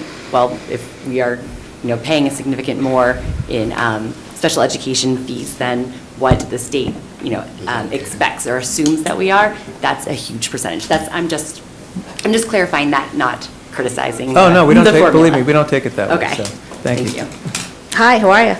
I just have a quick question. So we talked a lot about funding and revenue. The secondary side of that, especially when it comes to special education, is tuition increases in the Office of OSD. So I'm just curious what your relationship is with them, because I know like 2 years ago, there was a 14% across the board. I know that your projected inflation rate is like 2.96. I know they're projected at 3.04. So I understand the revenue aspect of it, but there's also this catch-up that we keep playing because of the exorbitant amount, percentage-wise, with tuitions that are extremely higher than what we look at for in-district. So just wondering what your relationship is with OSD, how that kind of, if there is one, and what that looks like when we're taking these things into consideration, because we can continue to fund, but if our costs are going up and up and up, we're never going to close that gap. So just curious on your thoughts and what that looks like. Yeah, I can shed a little bit of light on that. So OSD, the Operational Services Division, that's the Commonwealth's procurement arm. They do all the procurement for the Commonwealth, set all the procurement rules. They also set rates for out-of-district special education schools, private special education placements, day and residential. So we don't have really input into that rate setting. We are receivers of those rates. Those rates are incorporated into our circuit breaker claim form, right? So districts that send students to those various programs, and a single institution can have multiple rates, right, for the various programs that they run. So we incorporate those rates in our circuit breaker process, and districts that send students to those programs use those as the basis for filing their claims for circuit breaker reimbursement. So I know there's a lot of, certainly a lot of consternation a couple of years ago when those rates increased by so much. Some of that was in response to the pandemic and cost increases that I understand some of the providers were facing, and hiring challenges and retention challenges, and all the similar things that they face that I know districts face. So that was a particular moment. It's certainly come back to more normal levels at this point, but certainly we're seeing the repercussions of that higher increase that was issued a couple of years ago to those providers. Can I ask a question? Yeah. Thank you, Mr. Chairman. Thank you so far for your patience with all these questions. Is it simply too complicated to reimburse a district on actuals instead of the formula that makes these assumptions? Because to me, it seems like if we're getting reimbursed for 16% of special ed, but it's really 23, that's a pretty big gap, but maybe there's other cities and towns in the opposite direction, right? Maybe would they be getting perhaps more money than they might need for special ed if they had less than that number? I'm just curious as to why the district can't just give you folks the real number that we have and get funded for that. Maybe that's naive of me, but I'd love to hear why that's not possible. My understanding of the history on it, and I wasn't there in '93, but the history of it is that the folks at that moment in time were concerned that if they set a higher assumed special ed rate, it would create a perverse incentive for districts to identify students. That's what I was thinking. For special education programming. Okay. And so that's why they set the rates at the levels that they are today. And, SOA certainly took that into consideration and increased those assumed funding levels. And, as I said, this is going to continue to be a hot topic, because obviously this is a huge cost driver in districts. I don't know if we'll ever get to a point where we try to track actuals, right, actual levels of enrollment, census-based counts, but I'm sure there'll be a lot of discussion around increasing the assumptions. And it's certainly worth noting from all of the presentations that at least I've attended over the years, to credit to our school department and school administration, they've reduced, for everybody watching and listening, they've reduced the number of out-of-district kids by a significant number over the years to try to keep those kids in Franklin and keep those costs down and manageable. So that's certainly truly commendable, especially hearing about this formula. And we all know how expensive it is to, some of these out-of-district schools can be $80,000-$90,000 a year for depending on the student's needs, right? It's unbelievable. So, but thank you. I just want to make a quick comment too, that it almost is sort of like the curse of like a good nonprofit. The better you are, and the better reputation you have as a district when you manage special ed and you keep kids in districts so they can go to their friends' birthday parties and stuff, and you're not sending them out of town, then it's like you're sort of punished fiscally. So it's worth mentioning that we are doing it well, and it's like we're almost incentivized not to, so. Okay. Well, that was... Yes. Through the chair. Hi, thank you for your comments, Ted. I wanted to just say we held a legislative forum for all of the local area school districts surrounding Franklin, and the average special ed out-of-district per pupil tuition has gone since 2021 to 2026, $90,000 to $135,000. So gives you a sense of about a $40,000 increase on private out-of-school tuition students for special education. So that was one point. The other piece is we are petitioning the legislator to look at the formula to say, hey, if we're reimbursed at 75%, can you reimburse us by 90%? And the threshold, it's kind of like a deductible. We have to pay the first $58,000, and then they only will give you 75% reimbursement after the first 58 is paid. So we've looked at, can we lower that number to get the deductible down? I'm using that term, it's not what it's called, but ultimately to lower the deductible and then increase the reimbursement amount. So kind of in line with what you mentioned. I just wanted to point out those two things that are on the docket. As I was pointing out, the previous threshold was set at 4 times foundation. If you look at what SOA has done, it's actually now set the threshold at closer to 3 times foundation on average. Obviously there are arguments, should it be lower than that? That discussion will happen. But certainly SOA has driven that threshold down, which I think has been a good news story for a lot of districts. I forget where we were here. I don't know that we've quite finished getting through the foundation budget. Megan, I think you were talking about the low-income pieces. Yep. And so Franklin is in low-income group 4, so the SOA established 12 groups of based on percentage of low-income students, and that determines rates for there is a higher rate if there is a higher concentration of low-income students in that district. And well, if I think we are done with the foundation budget and assumptions, we can go to the next slide, which shows what average per pupil foundation budget is at each low-income group level, unless anyone else has any questions on that. Yeah, so we'll just, maybe we can just highlight the bottom line here. When we do all this math, right, we multiply all the enrollment counts by all the rates, take into account the wage adjustment factor, your low-income group assignment, it gives us a foundation budget for FY27 at just over $68 million for Franklin Public Schools. The thing to keep in mind, this isn't your whole budget, right? This is your operating budget. It does not include capital. It does not include transportation. All right, so those are key omissions from the foundation budget. It's really meant, so it includes school committee expenditures. It also includes eligible expenditures on the town side, right? So I'm not sure how you're structured here, but I'm sure the town's paying health insurance for school district employees. That's probably carried on the town side. That gets counted toward this number. Maintenance, if that's picked up on the town side for schools, that gets carried. So it's really meant to reflect both school committee and town costs that are eligible to be counted toward your net school spending requirement. And we'll talk about what that means in a minute.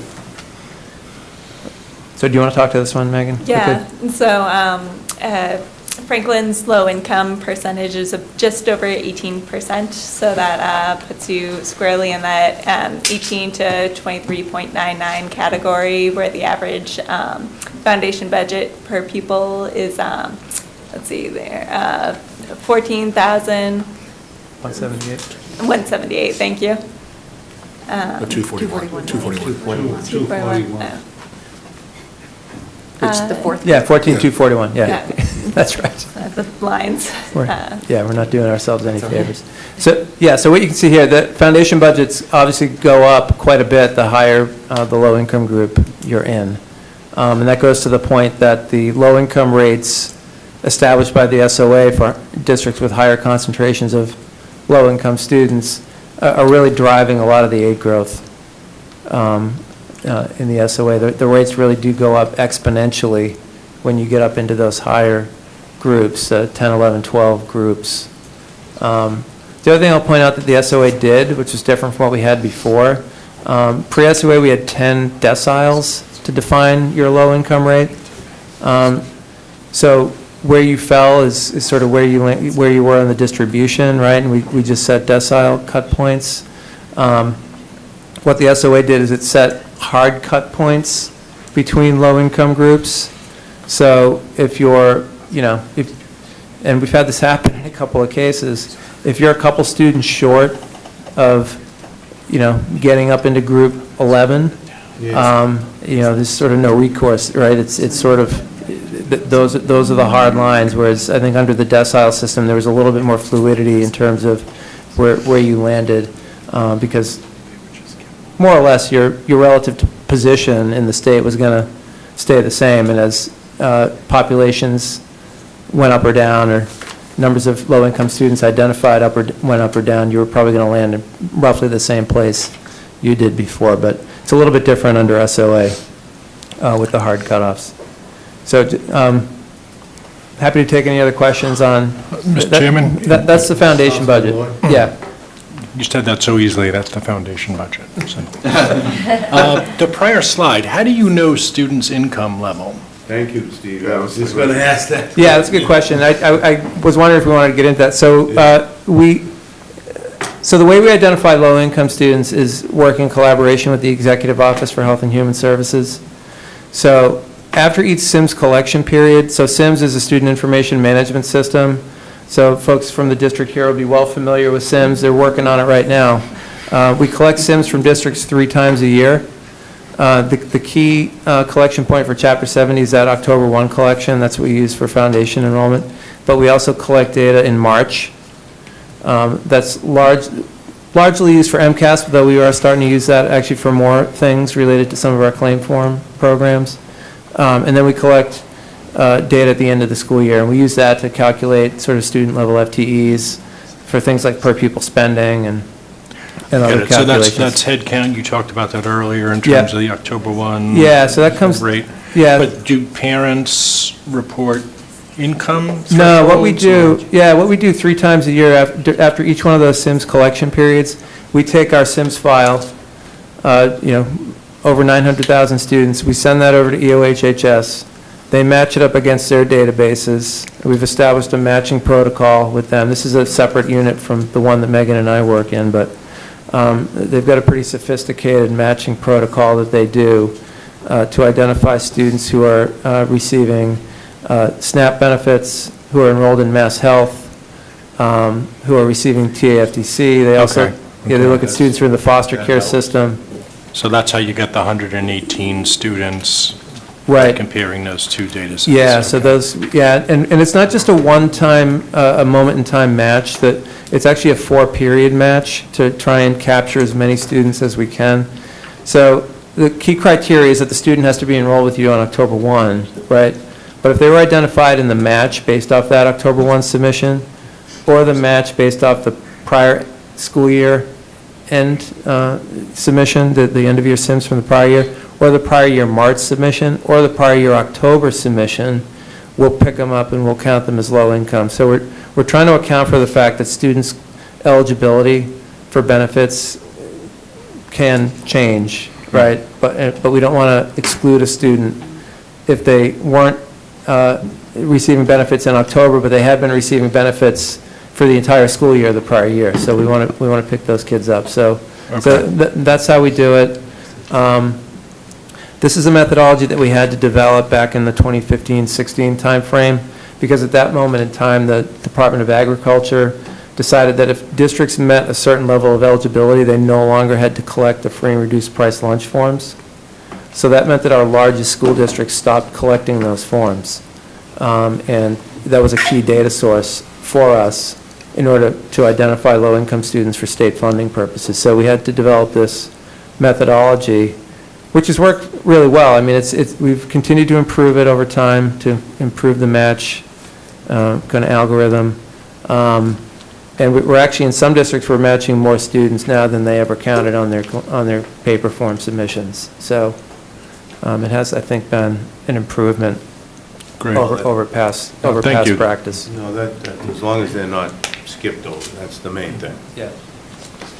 I have a question, but it might actually be for the school committee. Chair Griffin, at the meeting, I don't remember which one, you had talked about, like, even though we have the free lunch program, people need to fill out that paperwork. Is that what this would be speaking on? Like, that paperwork, even though the lunches are free, if people were filling out that paperwork for, like, the free lunch program, would that tie into this? The answer, I don't want to take your question. The answer is yes. So when the parents apply or self-identify, we collect that. So when the SIMS report is submitted to the state, we've collected it on our end and verified the information to see if they folks meet thresholds, and then we submit that as part of our data we've identified students, and then that data gets submitted to the state. So it's actually really important for parents to fill out that paperwork, even though they're not going to have to worry about the lunch actual program. Right, because so we can get correct data over to DESI. That's one major reason. The other reasons are it still applies towards your Chromebook insurance, your bus, your athletic fee, your activity fees, all those types of fee structures that if the students were not considered based on their economic situation, they wouldn't be able to participate. So we look at trying to level the playing field for kids who maybe don't have the money to sign up for a sport.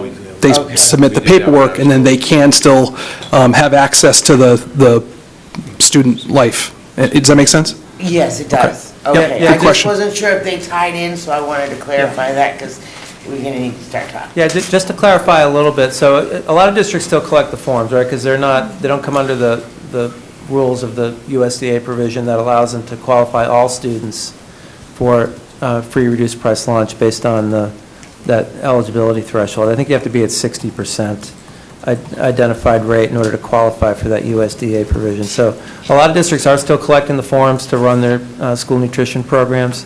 There is still a data element in SIMS that I believe collects that information, but that's actually not what we use for Chapter 70. We're fully reliant on this match that we do with the OHHS to identify students as low income for state funding purposes. So there's a couple different processes that go on related to this.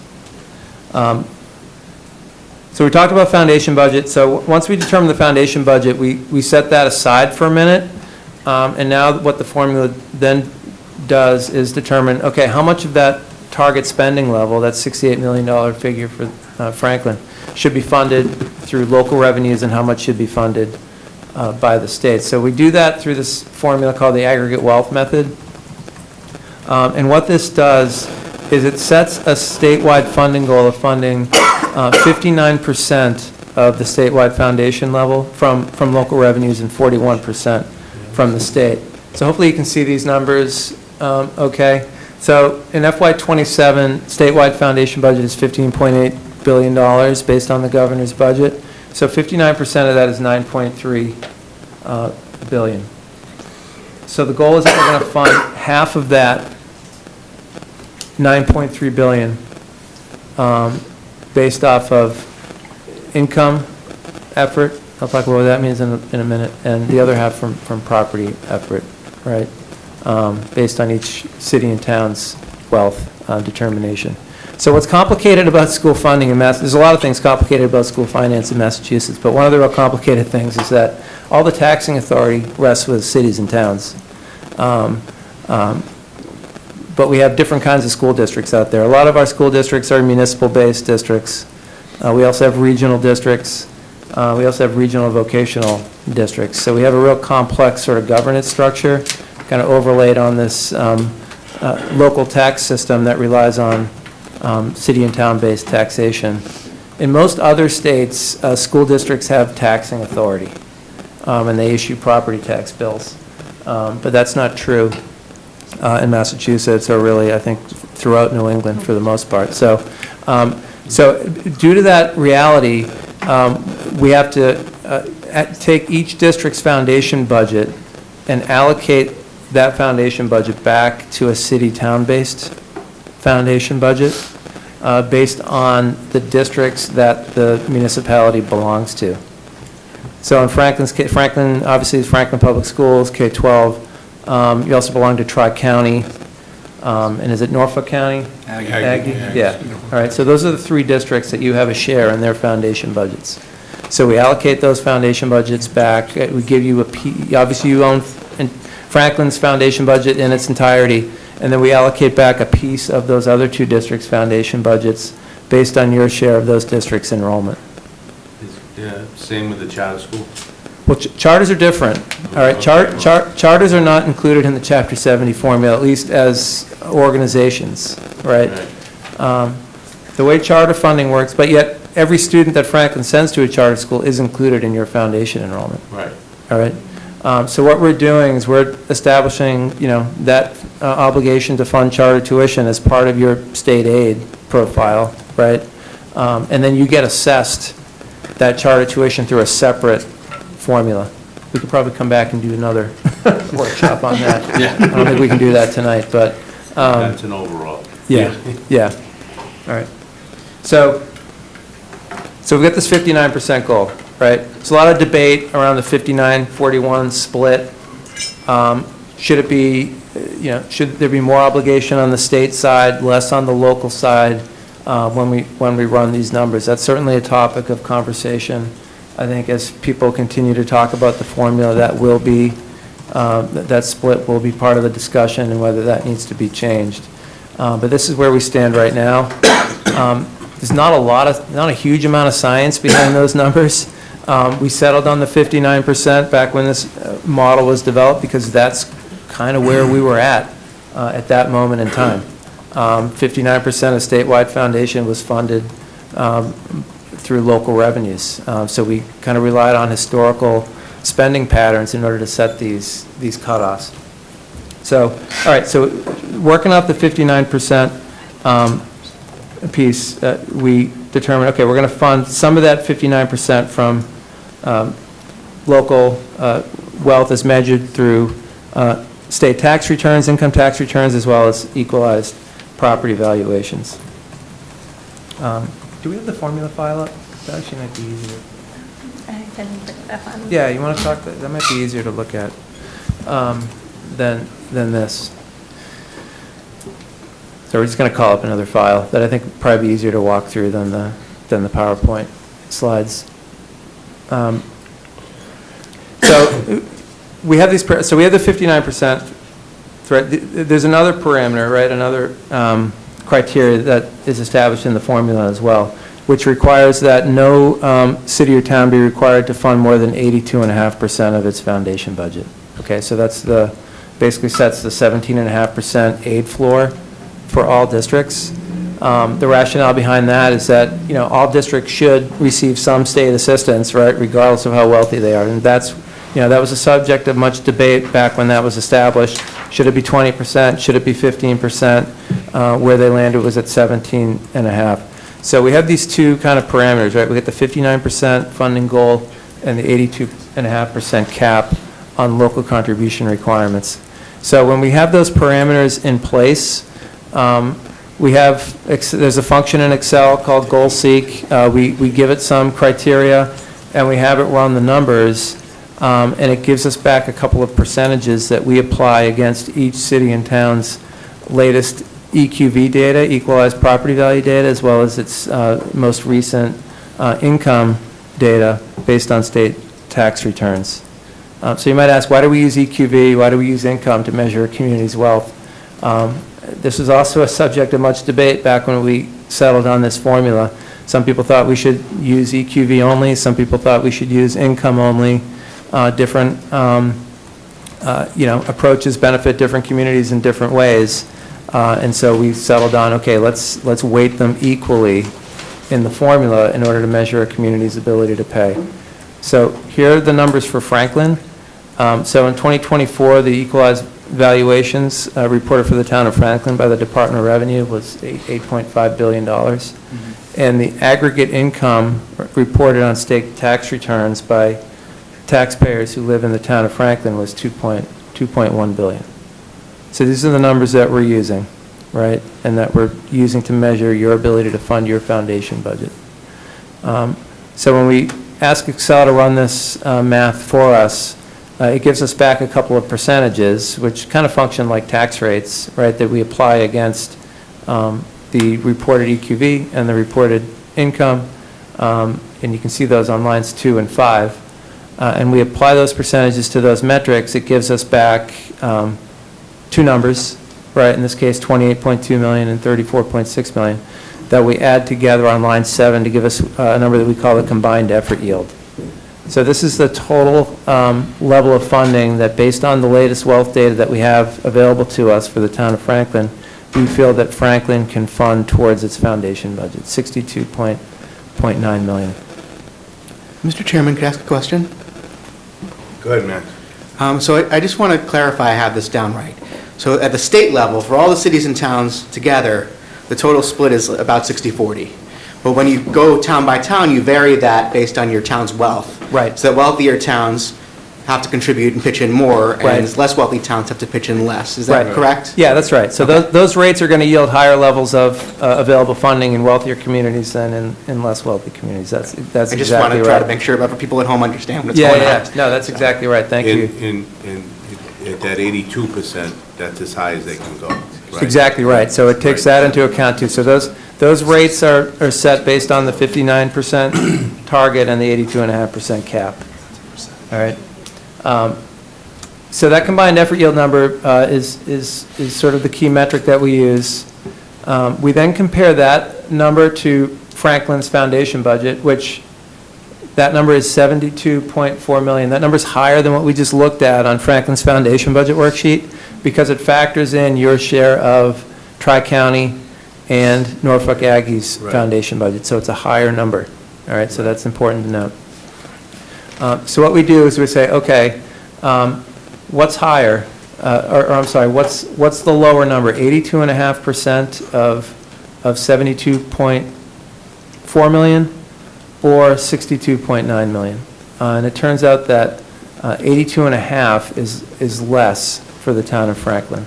So you are a capped community. You are a community that's, we expect you to be able to fund your schools at the max level, right, based on your wealth data.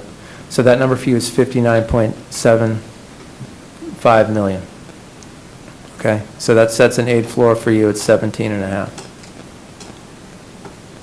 So here's another moment where we kind of set these numbers aside. We call these the target local share and the target aid share. So your target local share is 82.5%. So this is something we're going to be looking at in the study that we've been asked to do by the legislature, right? How many districts, how many communities are being caught up in the 82.5% cap? One of the criticisms that we've heard is that we see a wide variety of communities now that are caught up in the 82.5%, right? We see the wealthiest communities in the Commonwealth, and we see communities that are wealthy but not nearly as wealthy. And so I think some of the power of that cap has sort of waned over the years as more communities have gotten swept up in it. So that's something that is certainly going to be a topic that we're going to be looking at in the report that we write. All right, so once we have that goal established on the left-hand side of this report, then we go to the right and we say, okay, how much was Franklin required to contribute in FY26? So we always go back to the prior year. And in your case, that's $55.7 million. And that includes your required contribution to Franklin Public Schools, as well as your minimum local required contributions to Tri-County and to Norfolk County. All right. So then we're going to grow that prior year spending level by a number that Megan referenced at the beginning, called the Municipal Revenue Growth Factor. This is a number that we get from the Department of Revenue, so we get a lot of data from the DOR to help us run this formula. So that MRGF is meant to reflect your anticipated revenue growth from one year to the next, taking into account Prop 2.5 limits, as well as other revenues that you have available to you, including local excise, hotel meals, UGA, so other general government assistance that you get from DOR, that gets factored in. So that gives us a percentage. In your case, it's 4.11%. And we apply that percentage to your prior year contribution requirement to establish a funding goal for FY27. So that, when we do that math, it's $58 million. So when we compare that goal to your target, right, so $58 million is a percent of your aggregate foundation budget, that number is 80.12%, so it's just below your target of 82.5. Now, there's a couple of provisions here on the formula. One is called the excess effort reduction. I think somebody asked a question about that earlier. So pre-SOA, we had a lot of districts that were subject to the excess effort reduction, meaning that when we did this math, their preliminary contribution was above target. And so the formula requires us to bring communities fully down to their target if they're above target. With SOA, because foundation budgets are increasing so quickly, we go looking for that 59% local share, and what we find is that we're not quite there, right? So that's why we're seeing more districts fall into the 82.5% cap, and why more districts are actually below target on their local contribution side, which makes them subject to potentially some acceleration factors to get them closer to that target. And that's what happens at the bottom right-hand side of the sheet.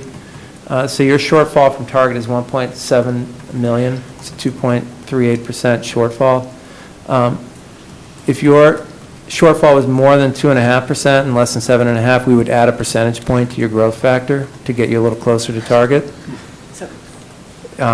If you're, and we have some cases where the shortfalls are greater than 7.5%, so we're actually going to add 2 percentage points to the growth factors of those communities to get them closer, closer to their targets.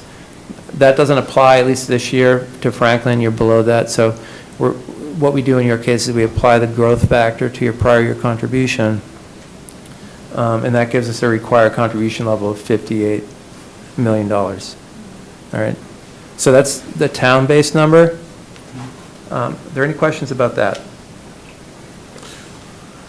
I have a question.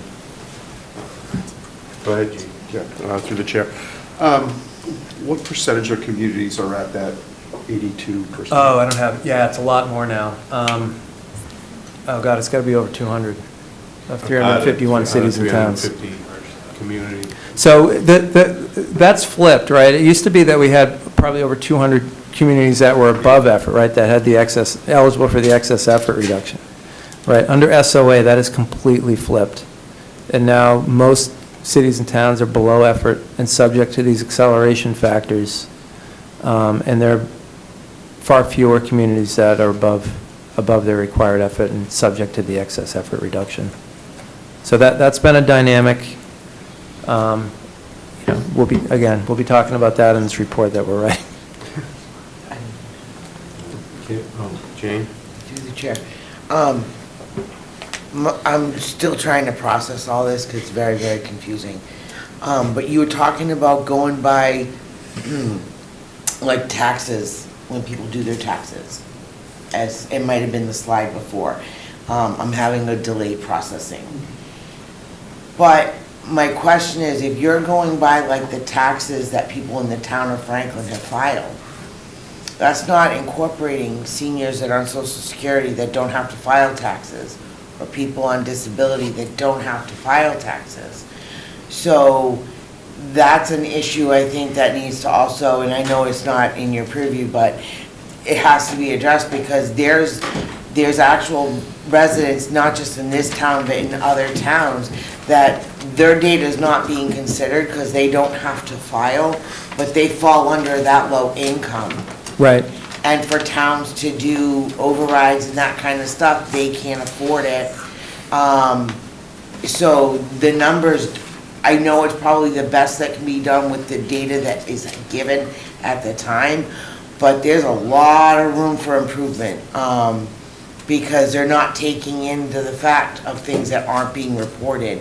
Is that something they're looking at, or when they start doing the negotiations, do you know if they're gonna start looking at more various thing, a widespread, or just go by specific data?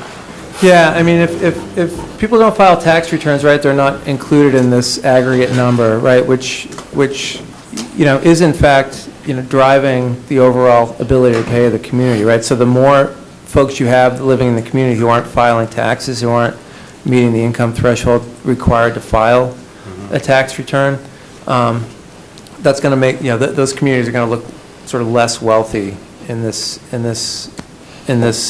based off this methodology, which impacts, you know, their aid targets and their contribution targets. Though I take your point, right? I mean, there certainly are, is aggregate income the best measure of a community's ability to pay? I think, you know, that's certainly subject to debate. Again, the split between these two things is certainly one that we talked a lot about. You kind of go back and forth. You know, we've heard criticisms, well, people, you know, communities don't tax incomes, right? So why do we use income as a metric? We really are trying to capture the overall kind of wealth of the community through that metric. The other side of it, though, you know, other communities that have high property values, but maybe the people who live year-round in the community, the incomes of those folks aren't reflective of the income of the people that own the high-value properties. In those cases, those communities were really strongly advocating that we need to use income as one of the measures. So it's a real subject for debate. I think this will be a topic that gets talked about in terms of how we weight these two things. Yeah. Ken, go ahead. Yes, so I did have one question around item 14, the municipal revenue growth number. Yeah. The 4.11. Yeah. It makes sense that you're using it, but perhaps I missed where, I get you're getting that number from the Department of Revenue, but how's that, do you have any visibility on how that's? Yeah, I won't pretend to be the MRGF expert. I can refer to the DOR DLS website. They have a similar, it's not quite as many tabs on that worksheet as this one, but they've got a whole worksheet that they put out kind of describing in detail how they calculate those growth factors annually. This is a calculation that was developed with Ed Reform back in '93, because this is a factor that we've used over time, for a long time, in order to establish local contribution requirements. So it's a well-established practice. I wouldn't pretend to be able to walk you through that sheet, or even pretend that we had the time to do that right now. Yeah. Through Mr. Chairman. So those numbers that Rob just put up are key. If you could go back over, Meg, just to the upper portion. So in 1993, to Councilor Callaway-Tripp's point, number one, point well taken on the folks that don't file taxes because of Social Security.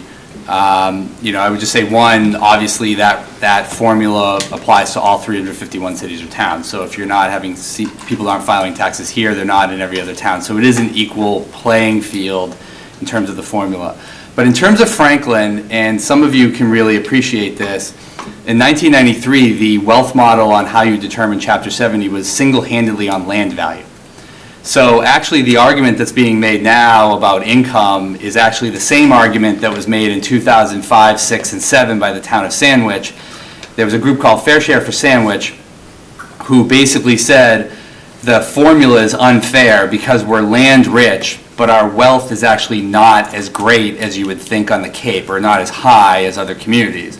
And that's actually where the aggregate wealth model single-handedly came from. You can really kind of actually pinpoint it to literally the town of Sandwich. And one of the reasons was the per acre cost of an acre of land in Sandwich was exorbitantly high, but it was still a middle-class community where they're middle income. So what they did in 2006 to balance that equation out was add in to add in the aggregate income. And I think for Franklin, the reason why I point that out is in 1993, you were not a land-rich nor a income-rich community. And so when the town grew with house lots of 250 houses a year, you actually had a huge enrollment, which gave the town an unbelievable amount of Chapter 70 money. When you get to 2006 and they changed to the aggregate wealth model, things started to kind of even out a little bit more. That's really where your growth boom kind of stopped roughly. And that's when you hit your peak enrollment of about 6,300 students. I think it was 6,255, but that's really where you hit your peak enrollment was around 2008, 2009, where you were still getting a tremendous amount of Chapter 70 money, but the actual income wealth had not actually come into Franklin at that time. When I got here 10 years ago, the average house value in Franklin was roughly around $400,000. It might be a little bit over, a little bit lower. If you look at today, it's, what is it now, $750,000, $775,000. Your income value as well has gone way up over those last 10 to 15 years. So when the formula says the town of Franklin is in a low-income category of formula, what they're saying is essentially you have both the land wealth and the actual money wealth to actually fund your foundation and your minimum aid budget at a much higher level. And that's the inconvenient truth, I think, of where we're at in the Franklin situation, is now because of the boom and the valuation of homes in the last really 5, 6, 7 years, plus the amount of money that people have they're putting in on their income taxes.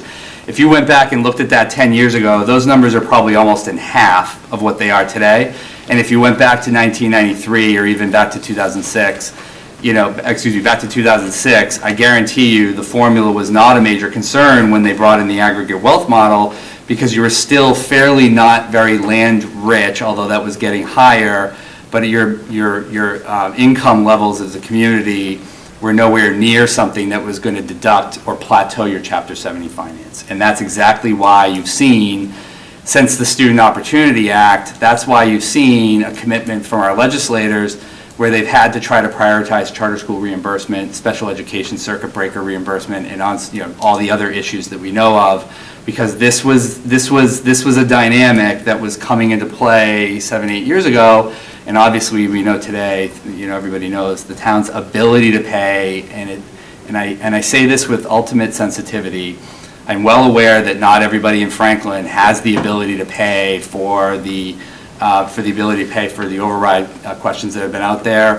I think that's exactly why Franklin, the overrides hit 49-51, and they were both pretty close to being split. It was almost a 50-50 vote in both cases, because the town is really at that central point of dealing with its ability to pay, but yet not everybody in the community, like a Lexington, like an Arlington, like a Milton, which are all districts that are also plateaued, but they can go out and pass a $10 million override because they have that wealth in the community to be able to pay it, and that's why you see their overrides passing at 60-40, 65-35, and that's why the town of Brookline, by the way, is now looking at proposing a $24 million override, and stunningly, it doesn't seem like many people in Brookline seem to be concerned about that designation, which just seems like astronomical, right? So I appreciate the few minutes to go back. I thought maybe some of that historical 30-year context would show why those numbers are important. And the last quick thing I'll say to Rob's point is, this is the issue, or one of the issues, that will unquestionably be a part of their report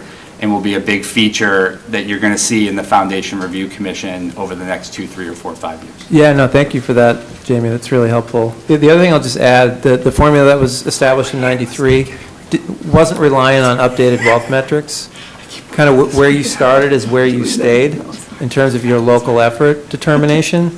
And what that did is put communities in a situation where they were treated differently from their peers who were presumably in a different ability to pay bracket, yet expected to contribute less than maybe they were.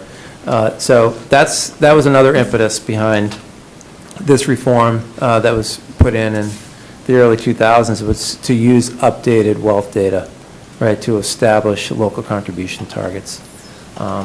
So that's a key feature of this approach. That's a good question. All right, Ted, then you. Thank you for that, and thank you, Jamie. Over on the right of your spreadsheet, I could have sworn I saw something where you said we were falling short about 1.9 million from where you wanted us to be. Is that short, 1.7?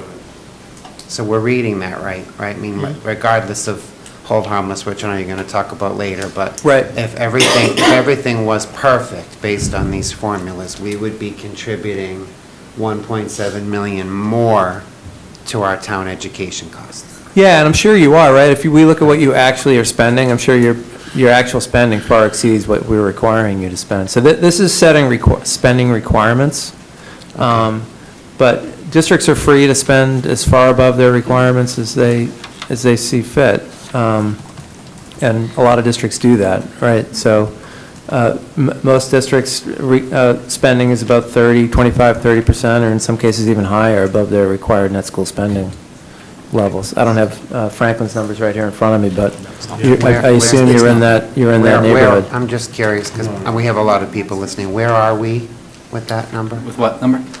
The whole harm? What we're spending over Over our net school required. spending. I'd have to go to these guys. You got a lot of numbers, but John, I would imagine, you're pulling that up? So while they're looking at the exacts, if you're looking at everyone in aggregate, we're in the bottom 23rd percentile of what we're contributing to our students. Right. Yeah. So even if, like, yes, as you said, most communities do fund significantly over, we're not really amongst those. We are on the ones who are barely doing that.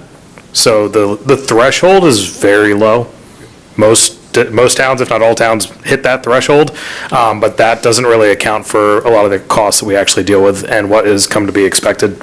So as they're looking at the exact numbers for where we're at versus what's expected, we are very low in what is actually being funded compared to this state as a whole. Yeah, and I'm sorry, I don't have that number at the top of my head. Just think it's important for the conversation, that's all. Yeah, no, I Right, appreciate, but yeah, no, we can. It's strange because, that's right, it is in the bottom quarter percentile. I think we've seen slides from the school committee almost every presentation. Yeah. But you have to also juxtapose that with the low-income category that you have up here, right? So if you look at that chart in those categories, we're still very high on the ability to pay metric. We don't, so this is part of the story, I think, is that we are in that lower level tier of what we end up contributing on that number that Paul just referenced, which is completely true. But that's where the hard part is. There's also the data that shows the town of Franklin by this model, and it's just this formula. It's not how we all feel qualitatively. We also are one of the more affluent communities in the state of Massachusetts when you look at it relative to 351 cities and towns. So, yeah, I pulled it up here. Both things can be true, but that's actually what tells some of the hold harmless story, and some of the other stories that are there is that you have these kind of competing dynamics through the formula that are making it hard to bring out that synergy. It was also a very fascinating statistic that we have 19% of, registered children considered low income. Absolutely. Absolutely. Because I don't think many people would know that if you asked them that. Yeah, that's almost 1 in 5 kids going to Franklin Public Schools. And this was something I think the school committee and the superintendent, I know Superintendent Ahern, when she was here, I think saw that trend starting 6, 7, 8 years ago. I think it's been a part, I can't speak for the, yeah, but it's in your enrollment report, but I know that it's been presented at their annual budget presentations. She highlighted that even just before the pandemic and continued to harp on it as that number at the 19% is going up fairly quickly each year too. It's growing every year. So here's the number in answer to that question. We were able to grab it. So based off FY25 reported spending, Franklin's at 138% of their required net school spending. Gene has a question for that. I was just going back to the initial goal of state aid, right? Wasn't it, or isn't it, to kind of level the playing field between how much, say, some communities spend for education, and that, obviously wealthier communications were funding at a higher rate, and poor communities were less. Isn't that the goal of state aid? And are we still accomplishing that now, especially if we're... Yeah, we have a slide, we have a out? slide toward the end, and we'll try to get there quickly here, because I know So- we're running long. Yeah. I just want to hop in on something that hasn't really been broached yet. All the conversations so far have been about how the estimates we have are incorrect and the types of numbers that we're looking at are, basically we need more, for special education costs, for low-income costs. I do want to make sure that we also remind people that hold harmless still hangs over our head. When you talk about things being fair, when we talk about things being reevaluated, we're looking at the parts that would benefit us. But if hold harmless is brought into kind of equality across the entire state, we would forfeit roughly $14 million. So we're talking about a couple billion here, we're looking at, if we double the special education out-of-district costs, great, that's 2 million more. If we're looking at some of the other adjustments here, it's $1 million here or there. But I just want to make sure that we're being really cautious and cognizant of when we talk about things being more fair. Every other district in this state, except Boston, looks at us and says that's not fair. We are second only to Boston in the amount of hold harmless that we have remaining. So I just want to make sure that we are being very, very aware that anyone else watching this is staring at us saying, well, that's not fair either. So I think the overall system, yes, for a lot of these costs that have been out of control for a while, we are looking for additional help and support. But that's also, as Jamie pointed out, why our representatives have focused very heavily on special ed costs and transportation costs, is because as soon as you go down the avenue of really equalizing the playing field, we have to, as a community, find an additional $14 million to stay exactly where we are. So you talk about a lot of those balances. Jamie, kind of went down that avenue of, we've made a lot of changes as a town to what makes up this town when it comes to the state's assessment for what we can pay. We continue to benefit from this in a lot of ways, but we have not yet seen the true cost. So I just want to, before we get too far into those weeds, those conversations about balancing things out and the state contributing what they should, we already benefit significantly more than we should by that exact calculation. And it's been like that for a while. Yep. Yes. Yeah. Thank you, thanks again for all the comments, this is really helpful. So just to get back to where we're at, so we established the town's contribution requirement, right, 58 million. What the formula does next is it allocates that spending goal across all the districts where Franklin sends its students. Yeah, do you want to zoom in on that lower part of the table?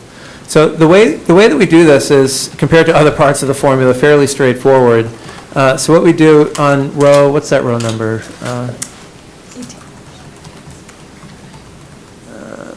Yeah, row 7, right? So we look at your share of each district's foundation budget as a percentage of the town's total foundation budget. So that includes Franklin, that includes Tri-County, that includes Norfolk.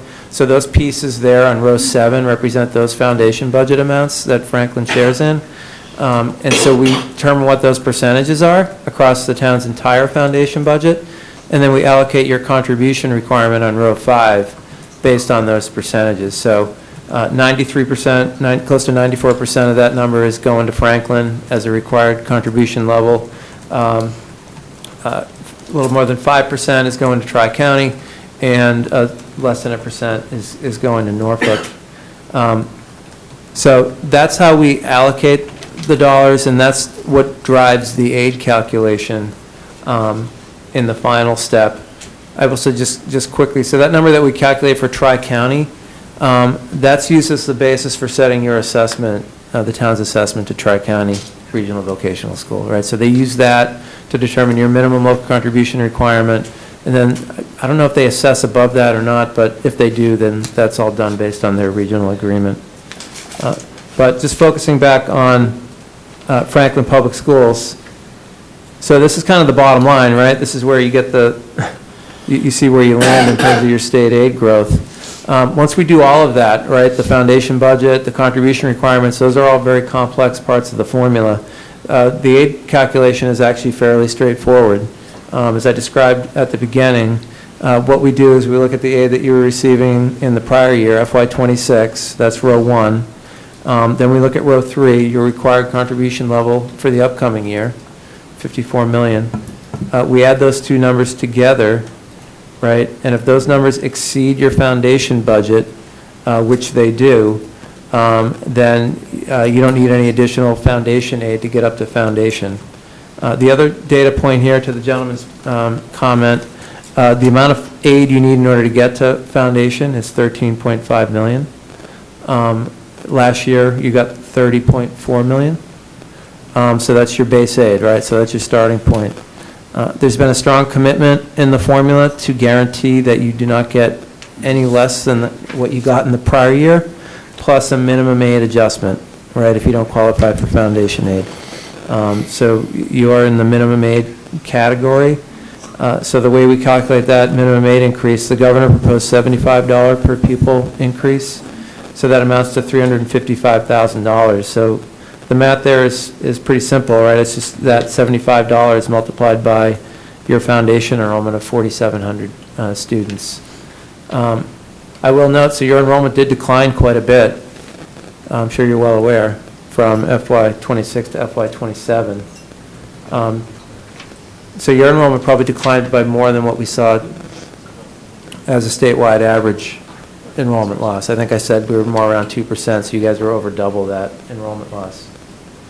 So I know that's kind of a reverse from where you were. I've been at the department for over 25 years now. I remember when I first started there working in school finance, Franklin was a district we talked a lot about then, because Franklin was growing more than anybody else in the state. And as I think Jamie said, your enrollment topped off at over 6,000 students at one point. So that was when we were yeah, so that's certainly quite different today, and it's certainly driving the aid picture to some extent.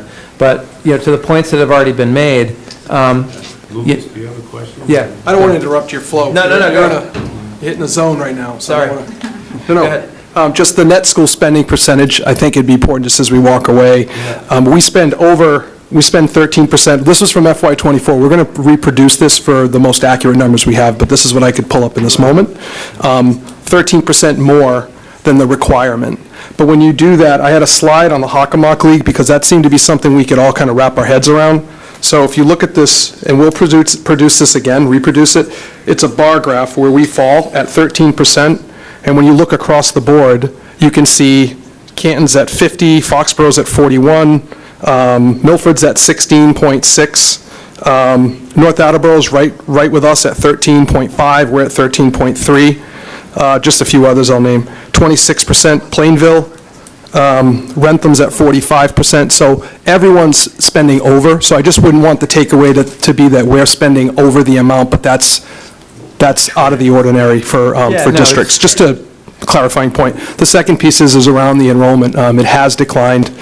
We have the McKibben projections that are in the budget book, and they're also available online. You can see where we have declined during that time, and I'm thinking back to the peak years when I was an assistant principal at some of these schools over that time. And then what we've noticed in the next 2 years, it looks like it starts to swing back. But ultimately, the other piece in Franklin that's unique that Dr. McKibben pointed out is we have many single-family homes with folks that no longer have children that they're raising in them who are still in their home. And that's part of kind of where we're at economically and for a host of reasons.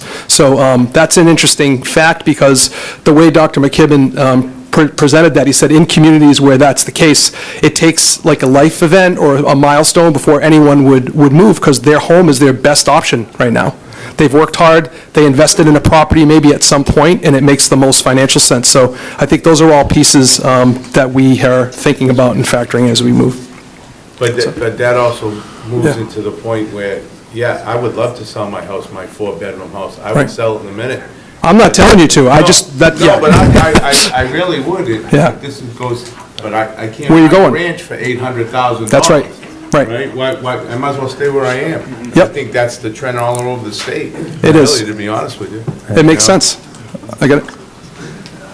Mr. Chairman? Could you just slide that over, or go back to the last slide? Thank you very much for doing the total. Oh, yeah, I'm sorry. Which slide? Oh, the one that showed the $30 million net total Yeah, to right us. Because I was going to ask you how we got to that, so thank you. Yeah. So even though If I read this right, maybe it was a different slide. I think it's off to the left. Yeah, so if you look at row 4, so in order to... Theoretically, based on the formula and what our base budget would be and our ability to pay, I mean, the state really could give us 13 million and change to meet the requirements that you're kind of laying out in this Right. whole program. That's right. But you give us at least what we got last year, her legislation or rules and requirements. Right. Is this the hold harmless that we're talking about? Yeah, Kinda so this baked is- right into that number, that's what's propping that up? Yeah, this is often what's referred to as hold harmless, right? It Okay. guarantees the same amount of aid that you received in prior, which has been built up over decades. Right. Right? And increased rapidly during a high growth period here in the town of Franklin. But since, your enrollment has been kind of steadily declining, which has meant that your foundation budget hasn't grown as fast as it did when you were in that growth period. So you've built up this sort of over-foundation aid balance.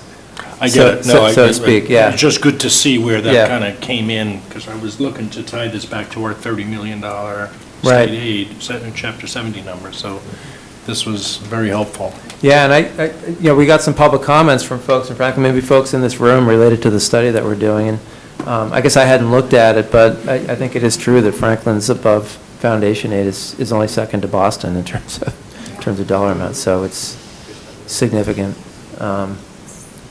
Max? Yes. Yeah. So I want to acknowledge Chairman Griffith's point about, not tweaking the form, making minor tweaks to the formula. But I do think there's one big thing that we kind of don't talk about a lot. People often ask me why Franklin is in such a tough financial position compared to other towns. And Proposition 2.5 is part of it, but there's the other half of the story that doesn't get talked about enough.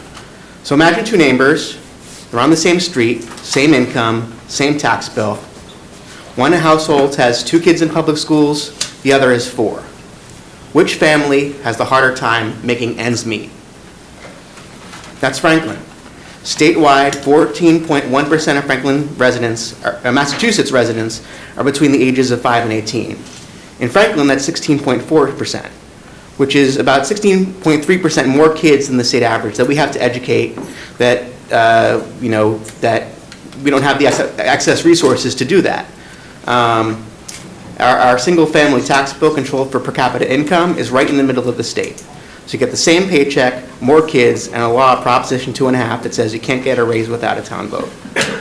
So my question is does Chapter 70 account for the percentage of the town's population being educated by the town? And if it doesn't, should it? Yeah, no, it does not. I don't know if I can answer the question of whether it should. I leave that to the legislature, I think. But, this is a theme we heard again in the public comment sessions, right, around, in a declining enrollment environment, which is what we're in now, statewide. In each city and town, there's a smaller and smaller constituency of folks that access the schools. So, obviously that makes it challenging in order to get Prop 2.5 overrides to support the schools. I fully get the point that Jamie was making. Folks are on fixed incomes as the population ages. It's tough to take on that increased tax burden. So, yeah, I think that's certainly, again, I don't have the answer here, only to say that I think that will be a topic for conversation as we go down the road. Are there other metrics we need to look at to differentiate between districts and the burden that they're bearing relative to other districts in terms of population, demographics, districts that have higher percentages of school-aged children versus, relative to others, and how that would play out in the formula. Right. And I do agree that hold harmless is very serious, and I do think that takes priority number one in terms of what Franklin's looking at. And I did want to ask you directly, has DESE ruled out recommending changes that would reduce or eliminate the guarantee for communities like Franklin? Again, yeah, that wouldn't be for us to recommend. So we're kind of the technical service providers in state government relative to the formula, to be quite honest. So we work closely with, we're an executive branch agency. We work for folks at A&F, folks in the governor's office. That's a key role that we play in developing their budget recommendations based on the policy directions that they want to take. We also work with the legislature, right, sort of on an as requested basis to help them model various scenarios, and we played a big role in terms of modeling various scenarios for them on the development of SOA. We also modeled a number of scenarios for Governor Baker when he proposed his sort of version of the Student Opportunity Act. So that's kind of the role we're playing. Have you modeled scenarios around hold harmless with the legislature currently? Yeah, we certainly have. Like I said, there's been a strong commitment really across the board, because we have a lot of districts that are in hold harmless now. There's a broad constituency for people of districts, of municipalities that have an interest in maintaining prior year funding levels and guaranteeing at least a minimum level of increase year over year. So I think you're in good company in terms of advocating for that position statewide. I think there are only, 60 foundation aid districts in FY27, so most districts are in the minimum aid grouping. So, I just wanted to make a quick point. I think Councilor Morangello brought up a great idea, or a great way to put things, where, two households, same costs, there are definitely limitations to the overall ability to fund. But I'd also make sure that we look at that from a different perspective, and especially for households where, kids have moved out or, have gone on to bigger and better things. The time that it takes for a household to repay the cost for putting the kids through K through 12 is measured in decades. So for everyone who's had students go through our school systems and they've really been able to see great benefit from that, the town as a whole is continuing to pay for that long after those students no longer go to the school. So as we're looking at, override discussions, as we're talking about how there are those mixes in the ability to kind of comfortably pay that, the overall benefit to those households far outweighs that difference. And I do understand that there's a lot of conversations to be had around it, but I want to make sure that people understand the payback, even though it might not be in a day-to-day value or a paycheck right now, the long term is massive. And I think it comes back to something that we've mentioned multiple times in school committee, where the moral necessity to make sure that these students have an opportunity is that much more important, especially in those situations where things might be constrained. People coming here being able to make sure that we get a fantastic education should be our focus. And yes, in situations where it might be more challenging for some, I think then, there's also a question on those who can to be able to contribute more, and we can explore ways to possibly do that. But yeah, it really does balance out in a lot of ways. Those individuals may have, tighter situations now, but in the long run, because of those contributions, it really does pay back multiple fold. So, thanks. Yeah, I can kind of piggyback on that, because as I've had 3 children go through the school system, and they're doing very well, as Councilor Malloy and Councilor Grella have. Our kids all went together. There's kind of one rule you could always use: somebody paid for me, you got to pay for somebody else, That's the way I look at it. I just want to make sure my comments were clear. I was not saying that was an analogy to Franklin, where as a town, we have a tax base that is paying for more kids compared to other towns. That's my point. Yeah, sorry. I just want to make that clear. All right. How much further do you got? Yeah, we're pretty much done. We've gone on for a while here. We have a 10 o'clock. This is the last slide we were going to show. We're so close. Under a curfew. Yeah, and I appreciate I think my wife just dialed my number here. I think Anyway. Yeah, this is our last slide. I think we got a question. One of the pre-questions that we got is how equitably is Chapter 78 distributed across the state? So one of these presentations wouldn't be complete if we didn't have a scattergram to throw up. So this meets that requirement.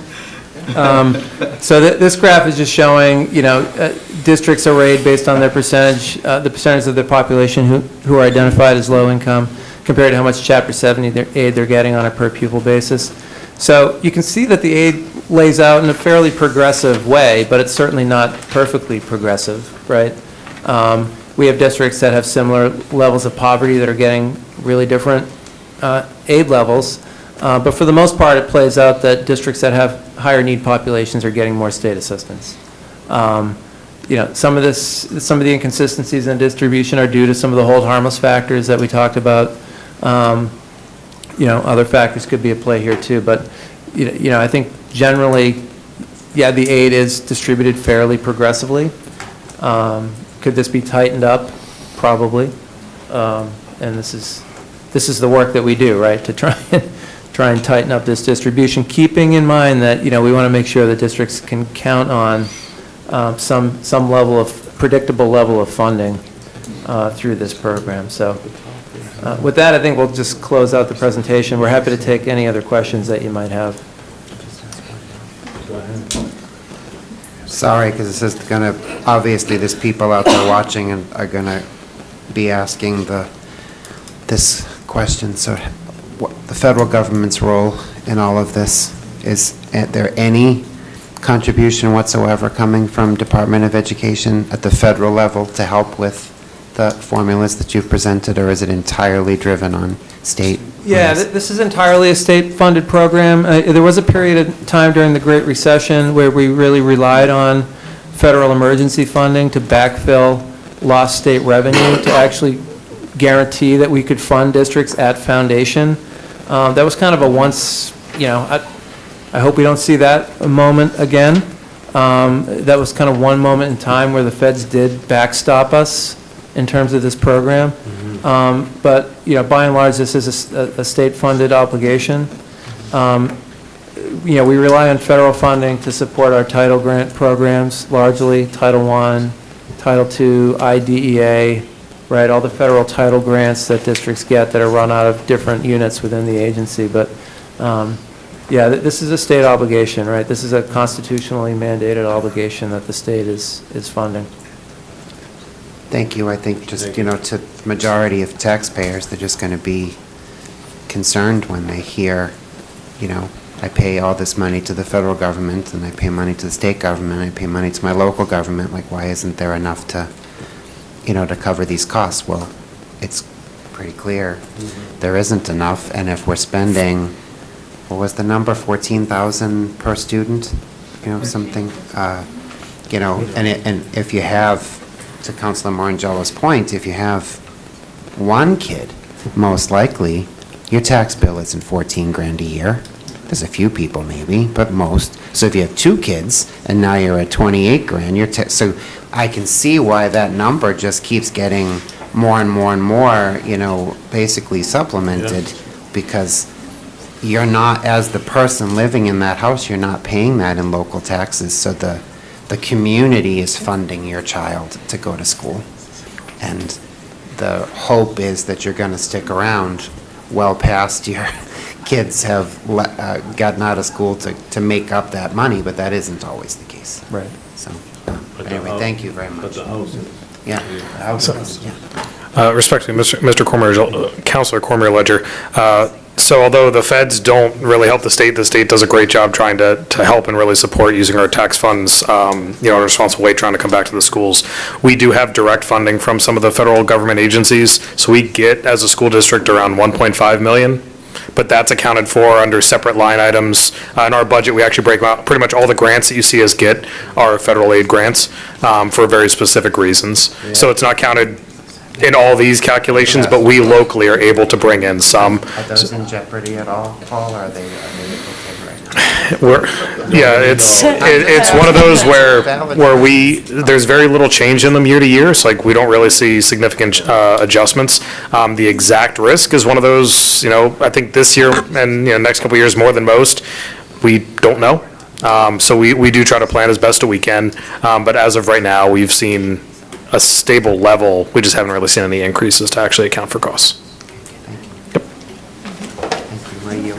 I just wanted to add to that point for federal impact, we are losing 15% of our Title I, which accumulates to $27,000. So that is coming down.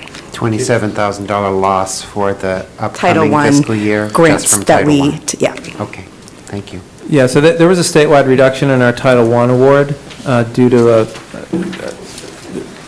the feds run a different census to identify low-income students than what we've talked about here that we use for Chapter 70. So when they took those low-income counts, from my understanding, there was a reduction in the number of low-income students that they used to determine our Title I award statewide, and that led to a reduction in the amount of money that we got as a state, which in turn then reduces the amount of funding available to districts. So that has been an impact recently in that funding stream. Okay. All right. Then Rep. Roy, we're promoting to a panelist here in a second. I think he's got his hand up. Hold on one sec, Jeff. Declined. Okay, other laptop thing. Yeah, just let him talk. Go ahead and unmute, Jeff. I think you should be all set. Okay, well, There you let go. me lower that hand first of all. Thank you. I want to say thank you to Rob and Megan for enduring a lengthy presentation. I think you did a great job.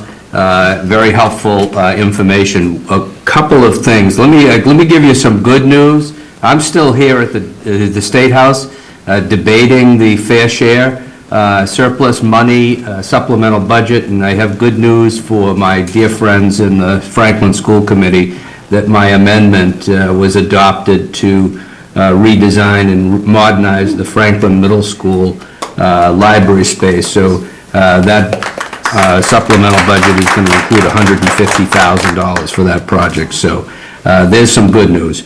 The question I have, and I think it needs to be amplified at the meeting.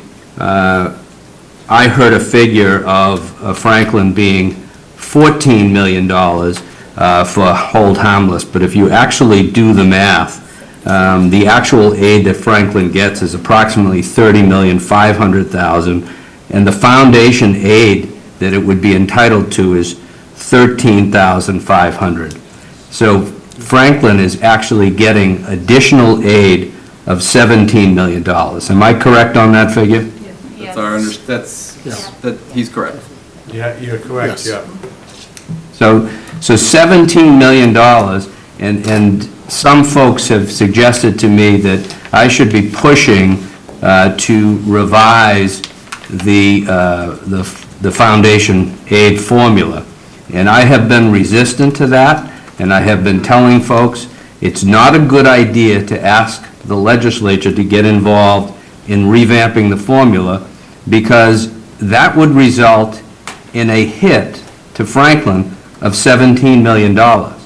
And I don't think the citizens of the community want to get $17 million less in state aid. And as was reiterated a few times during the meeting, Franklin's an anomaly in Massachusetts. You get a huge amount of aid that would not be justified under the formula, and that's because your legislative delegation fought hard for that hold harmless agreement. And I don't think we should be tinkering with that hold harmless and asking folks to revisit the formula. Just want to see if everybody's on board with that concept.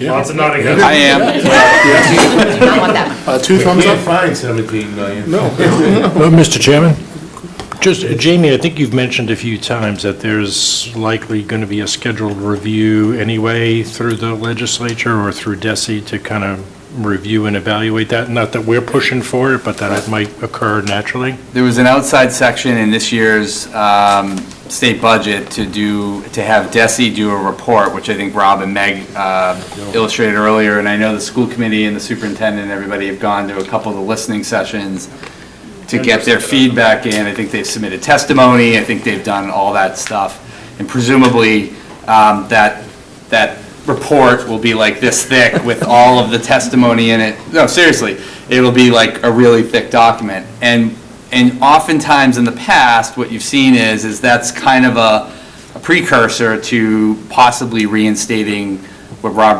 mentioned earlier, the Foundation Budget Review Commission.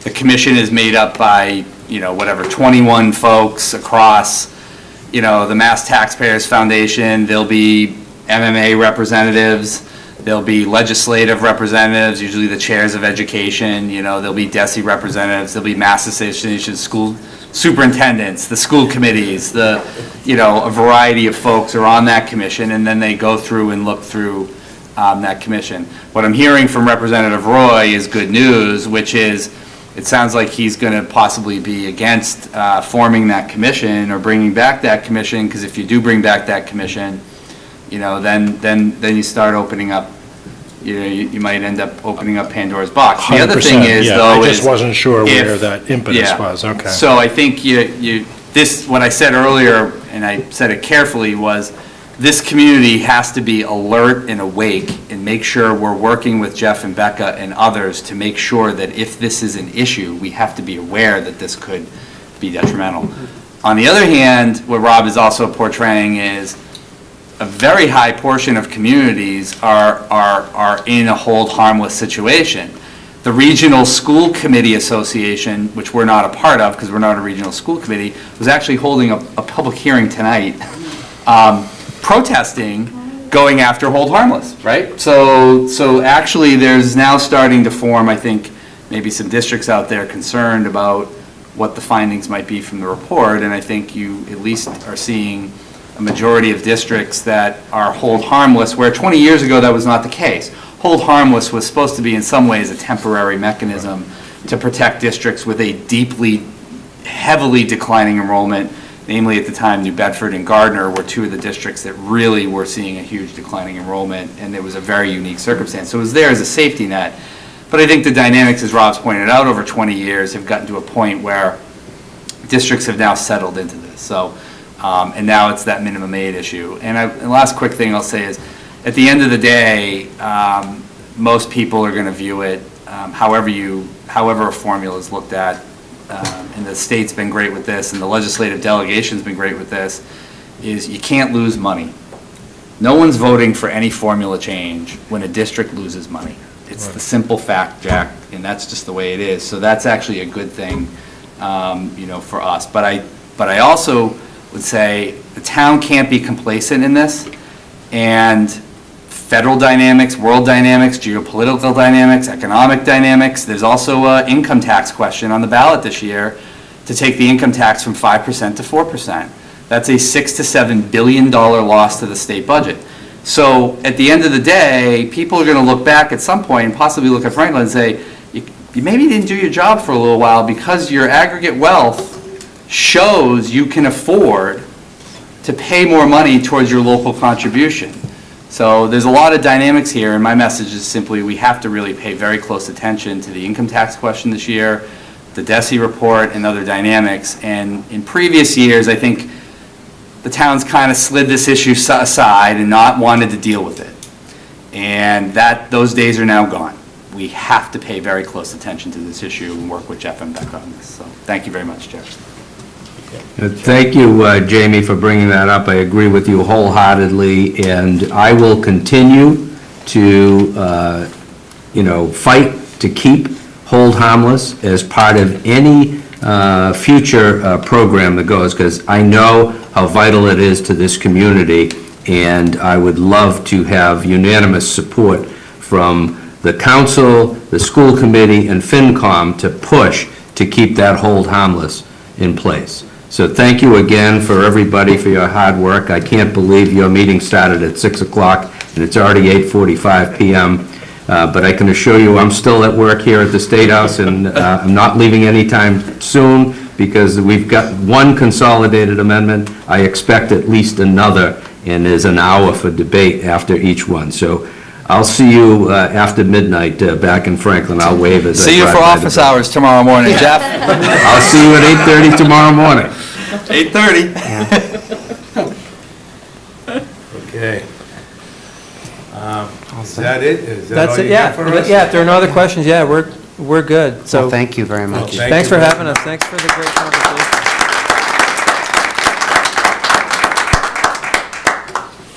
They don't all clap that often.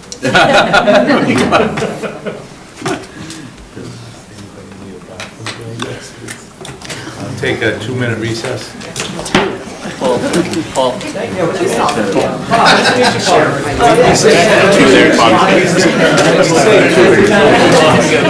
Recording stopped.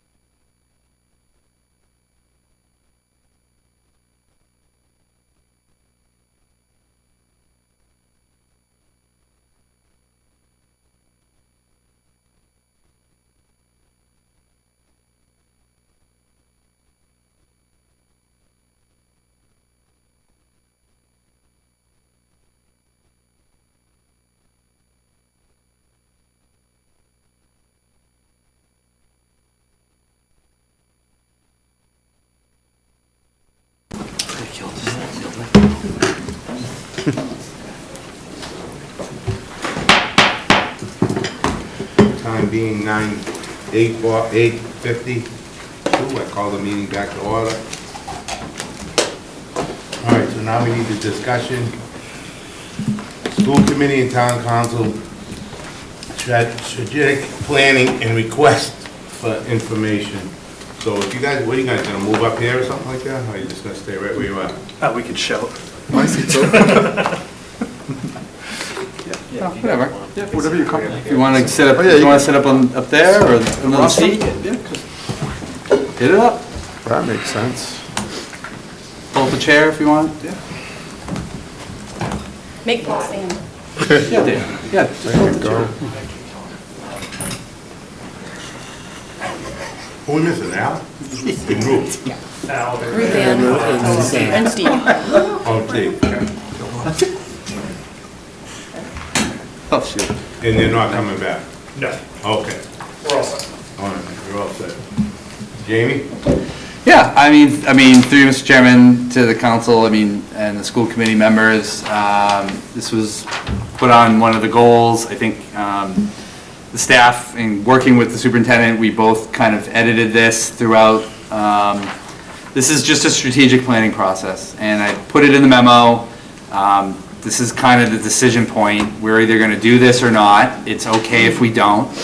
But I think there was some consensus to have some sort of visioning exercise.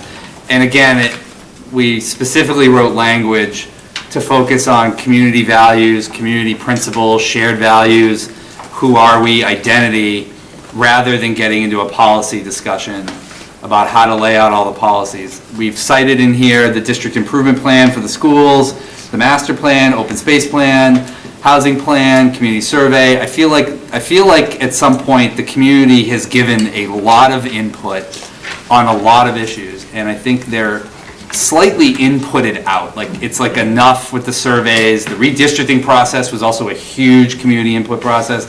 I feel like voters have weighed in on where they want to go, and I think but obviously there's been some division in the community, both over overrides, taxes, development, politics. It's briefly referenced in here. And the document is to give bidding consultants a little bit of an overview of kind of where we're at on both the positives as well as some of the negatives. And we've capped this at about $40,000 so that a consultant coming in knows this isn't a runaway train. I will also say, you can't do 5,000 or 10,000. I mean, that's like just an initial fee these days for a consulting firm. To be clear really quickly on the process, if approved tonight, the RFI would go out, the next couple days. And then strategies will then be, so there won't be any necessarily cost associated, but consultants will be required to provide the elected bodies what their approach is, what their experience is, how they would handle this kind of an exercise, what are their key features, what are their staff. And a lot of this comes down eventually to fit. But then the council and school committee would then choose, so say there was 6 bids, just hypothetically. Yeah. The council and school committee would then choose 3 consultants that they thought were a good fit, and then we would get pricing from them, those 3, and then the lowest bidder would get it. So that's a way that we can try to hopefully contain some of the cost and try to focus in on exactly what that is. And just to be also clear, if you get down to the process in another month, and you see the bids come in, and it doesn't feel like the right exercise, maybe the consultants aren't the right fit, maybe you decide in another month or 2, this isn't really where we want to go. There's no obligation that we have to sign a contract with any vendor. And even if that lowest bid comes in and you feel like it's not really what you wanted, there's no obligation at that point that you have to move forward with it. But I think we have generally, hopefully all agreed that some of the division in the community might be benefited by trying to generate a very high-level set of strategic values that this community holds. I for one, who listen to generally everybody. It feels to me like, and I've had the takeaway that I don't know anybody in this community who has said to me ever, I want worse schools. I've never heard anybody tell me I want to downgrade public safety. I've never had anybody tell me to get rid of ball fields. I've never had anybody to tell me to get rid of the library. I've never had anybody tell me we want no nurse for seniors. So I've never had anybody ever say to me, we want worse stuff. But yet still, I think we all can agree there's something out there that hasn't quite gelled to bring us together. So I don't know if the superintendent wants to add anything onto that, but we worked on this generally together, and here you are tonight.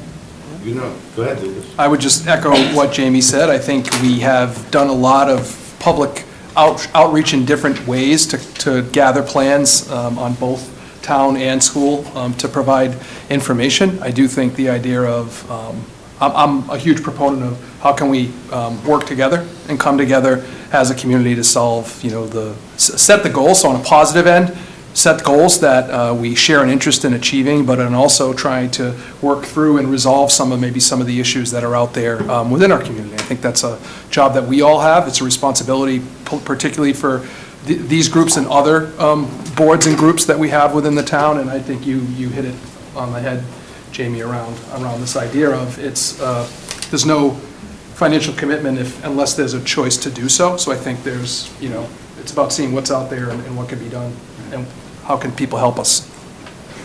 So we will interview all three of them, or whatever it is, 6 of them? You'll review, like, if you get 6 or 7 bids, really interested, kind of interested parties, like, there are consultants out there that do these. Pam, our procurement official, will send the bid out to all of the usual folks that do this work. They're not obligated to respond. They may say, well, this doesn't fit what we do, or there's not enough money, or whatever. We'll get some proposals back. The proposals will show what the methodology, approach, how they handle these things, what their experience is, who are the people that would do the work. And then y'all can take a look at all of those and then say, well, we'd like to get pricing from these 2, these 3 groups. And, provided that they come back with pricing, we put out bids for procurement, sometimes don't get bidders. That's just the reality of procurement. But I think there's a few organizations out there that would probably dive into this, because this is generally around the civic engagement work that they do. And then at that point in April or May, depending on the calendar, April 15th would probably be the prime night to look at those. The council would select and say, we want Acme Inc. 1, Acme Inc. 2, and Acme Inc. 3. Why don't we get pricing from them? And then the procurement of Pam will then get pricing from them. It'll go to the lowest bidder, and they'll come back to all of you probably in mid-May. And then you'd say, well, this group really nailed it. We want them. We want to do this. Let's do it. Or maybe, things don't come back the way we planned. If there was a group that did come back that was the right fit with the right price and the lowest bidder, you're looking at trying to wrap this up probably by the end of the calendar year, maybe a little bit earlier than that, but probably around the holidays, I would guess it would take to do some of the work. So depends on what the process is, depends on, there's a lot of what ifs, but you got to kind of leave a little room, in there. So, Why don't we just go to the councilors right now, if there's any questions? Steve? I'm generally, How do you feel? generally in favor of it. I don't love spending money we don't need to spend. I think that's part of our problem, but I'm willing to kind of take a look and see what the skills of these people are and what the outcome is going to be. I'm not crazy about the timeline. To me, speed is everything. Waiting till the end of the year to have a final product and then for us to get to work on is something that I think we can do better. I'd like to speed that up a little bit somehow. Okay. But conceptually, for where we are right now, to go solicit feedback from vendors, I'm fine with. I don't have an issue with it. Ken? I'm also on board. With regards to Councilor Malloy's statements, I absolutely agree that, we certainly want speed here and to move quickly, but we don't know what the proposals are going to be and what they're going to suggest for us from a timeline standpoint. We won't know anything until we get this RFI out, and, I did take a look at it before the session. It looks pretty, looks like a sound baseline for us to work with, so I'm in support. Caroline? I support it. A couple things I just want to say, I think it's really important that we make sure that this is a joint effort between us and the school committee. I know that Jamie, you mentioned it'll come to us and we'll pick. I think that if at all possible, we need to see how we can do this, that is, both sides are being heard in that. It's not just one side saying, well, it'll be like this one. I also remember, and I'd love for you to confirm, when we first talked about this, we said the money was kind of already allocated for something. There was already, we were not pulling 35 or 40,000 from a pot that could be used or should be used somewhere else. You were saying we already had money set aside for something like this where we would be using that. So could you just confirm? Sure. Thank you. Yep, that's accurate. There was a capital account a few years ago approved by the council to do the additional phases of the marketing and branding project. The state grant paid for, I think, I might be, don't completely get me on this, but I think phase 1 and phase 2, and then phase 3 and phase 4, we took off the goals. So that capital account still exists, so there would be no new money out of the school budget or the town budget that would be needed for this. And so that money's already been set aside. So instead of using it for marketing and branding and continuing all that, we would replace it with this project.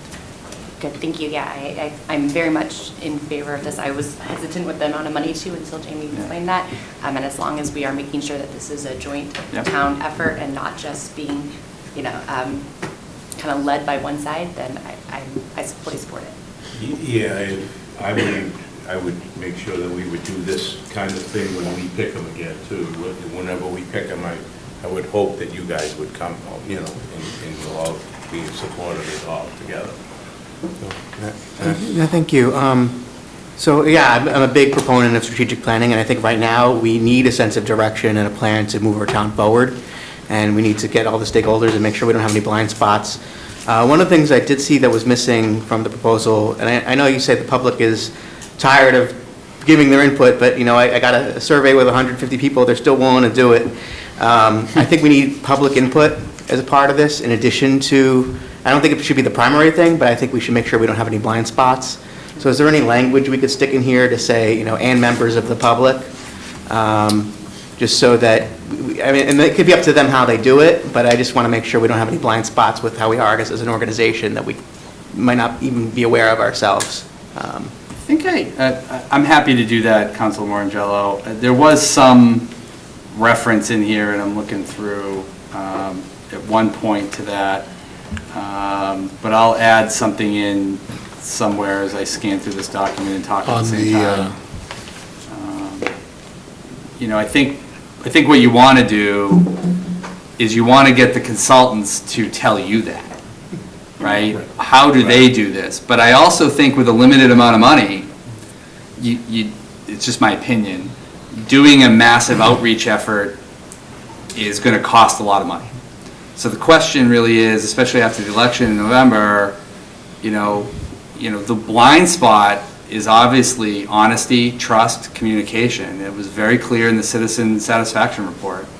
So I think that's really the issue that we have to hone in on as a community, as a staff, as elected officials. Why is there such a distrust? Why is there such a feeling of dishonesty? Why is there a feeling of miscommunication, deep communication issues?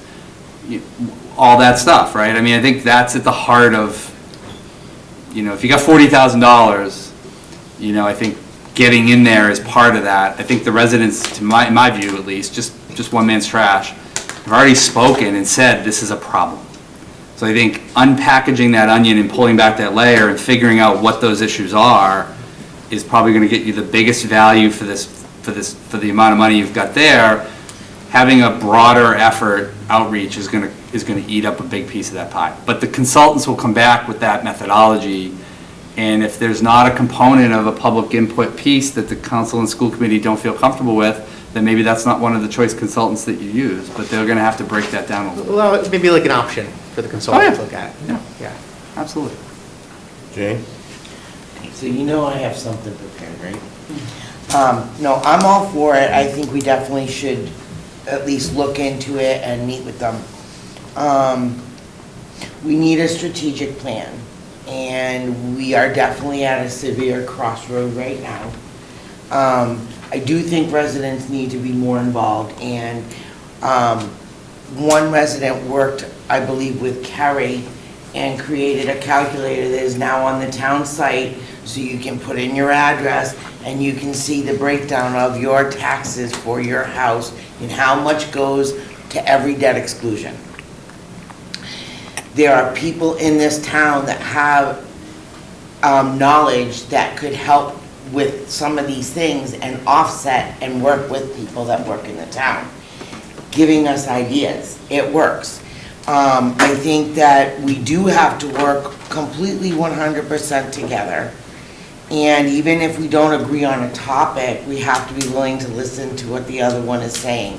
Because if you really listen, we're all agreeing. And I know because I listen to everybody, we are all saying the same things. We just have different ideas on how to get there. And when the overrides failed, I know I was an advocate for the no. And I made this statement then and I'll make it now. Everybody in this town pays taxes. We are all floating down the same river, but we are not in the same boat. Some of us have motors, some of us are hoping the paddles don't float away. So we have to figure out how to work everybody so the people who are chasing their paddles aren't drowning now because now the boat has a hole in it.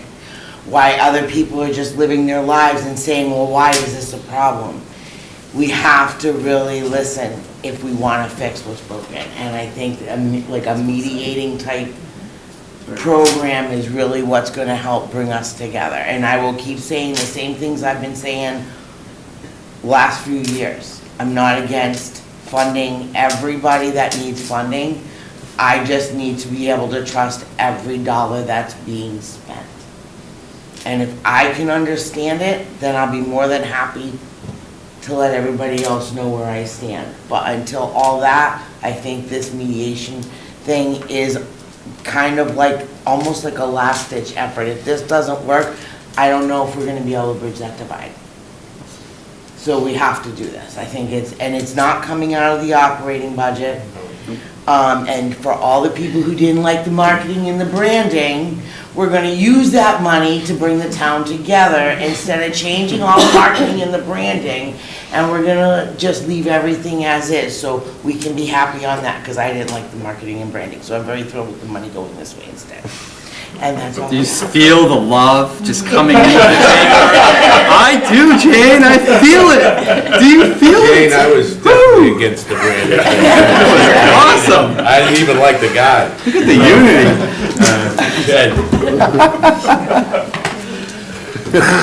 This is one comical group.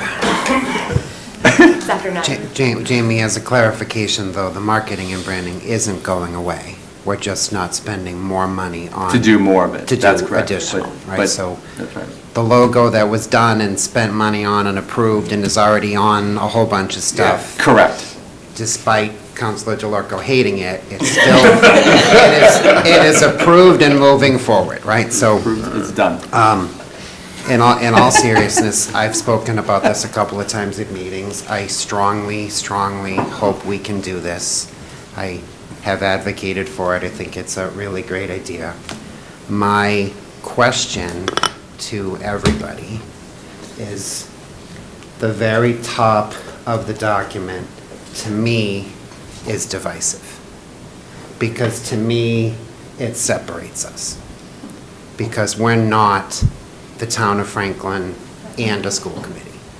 We're just the town of Franklin, right? So I wonder if everybody would be okay, and I think maybe a consultant would probably question why we were acting the way we're acting and why we have so many problems, but couldn't we just say Town of Franklin on the top, and in that paragraph, say, the Town of Franklin Municipal Departments and Franklin Public Schools is requesting, and then it just shows that we're unified, as opposed to approaching this as two different bodies. That's my only, I read through the whole thing, it's my only criticism of the document, because, you know, I think we just need to be unified, and this, to me, isn't. To you guys. I mean, I will say, I thank Lucas we did the emblems, and I hope you at least see, like, you know, our effort to put the seals on. I'm not, but if you want to wordsmith it and the group's comfortable with it, absolutely. I mean, I'm. Well, why wouldn't we just do the Franklin Town Council and School Committee? Like, those would be the two bodies, it's not the municipal departments. Yeah, could do that too. That might so if we actually do be that, good. like, I just because then think- that's more Yeah, I just think explicit. if I'm receiving this information as a consultant, it's, oh, the town of Franklin is looking to do a strategic plan, not two bodies trying to do it, if that makes sense. Yeah, I think your point is well taken. I think it's a good one. Okay. It's a good one. I'm only suggesting that we can be a little bit more explicit and say it's the school committee and the town council.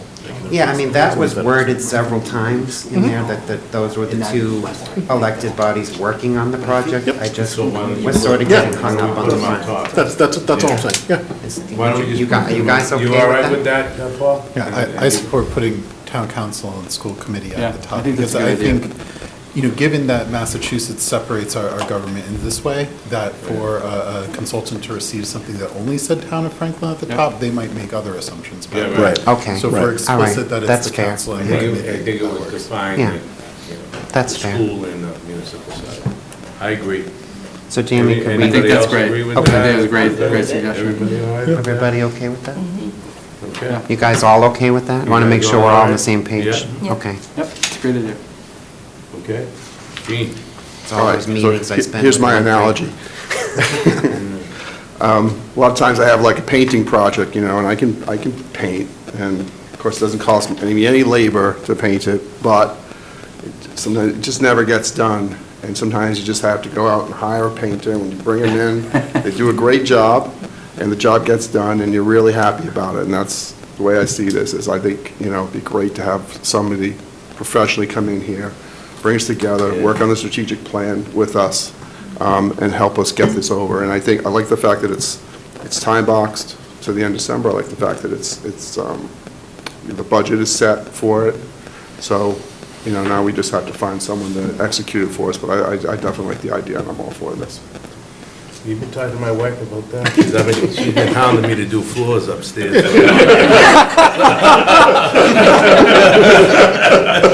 You go right down, Dave, you can go right down. I appreciate it. No, especially just to at least put out the statement of interest is fantastic. The fact that we're all in this room together, also kind of having conversations, kind of going back and forth, deliberating is terrific. Right. And so I thank everybody for putting in the work to kind of make this happen. Because I know, Jane, you know, you and I, we spoke throughout all the overrides. We were both on the other sides of the fence, but constantly talking to each other and listening to kind of understand where the other's coming from. And it's through that, you know, Ted, when you kind of talk about like having those two different parts up there, that's how we're all going to kind of come together to this one unified, you know, town of Franklin. And it's fantastic. I'm so thankful that we're all kind of on board on this. I do see from Councilor Malloy, kind of share your comments though, just in terms of, one, I definitely want to see when everything kind of comes on back, what's like the direct impact. So when we are spending this tax dollars, I understand it was kind of allocated here, but it still is, you know, someone's tax dollars. Exactly kind of what kind of an investment specifically are we going to look to, and what's like that outcome that we're going to see? And if we are able to kind of speed that up just a little bit, I think that would be fantastic, just to kind of give more runway as we kind of go into the budget. And also, I mean, before we know it, and we talk about like the elected officials and the bodies kind of coming together, when we kind of look at this timeline before we know it, there's going to be times to pull papers and for new members to kind of come on board. And the sooner that we can kind of more clearly come together with a unified culture, I think it's just going to be more helpful as those new candidates kind of come on and look towards, you know, the next council and the next school committee as well. But otherwise, in and of itself is fantastic, and I kind of look forward to working with all of you moving forward. Thank you, Dave. I also support this. I don't think there's any harm in gathering interest from the consultants. And I think many of us are probably strategists in our own ways, but we clearly have not come up with a solution yet. And I think unless we have some sort of mediation to be able to bring us all together, not just talk about doing this together, we're not going to make progress. So I do support this.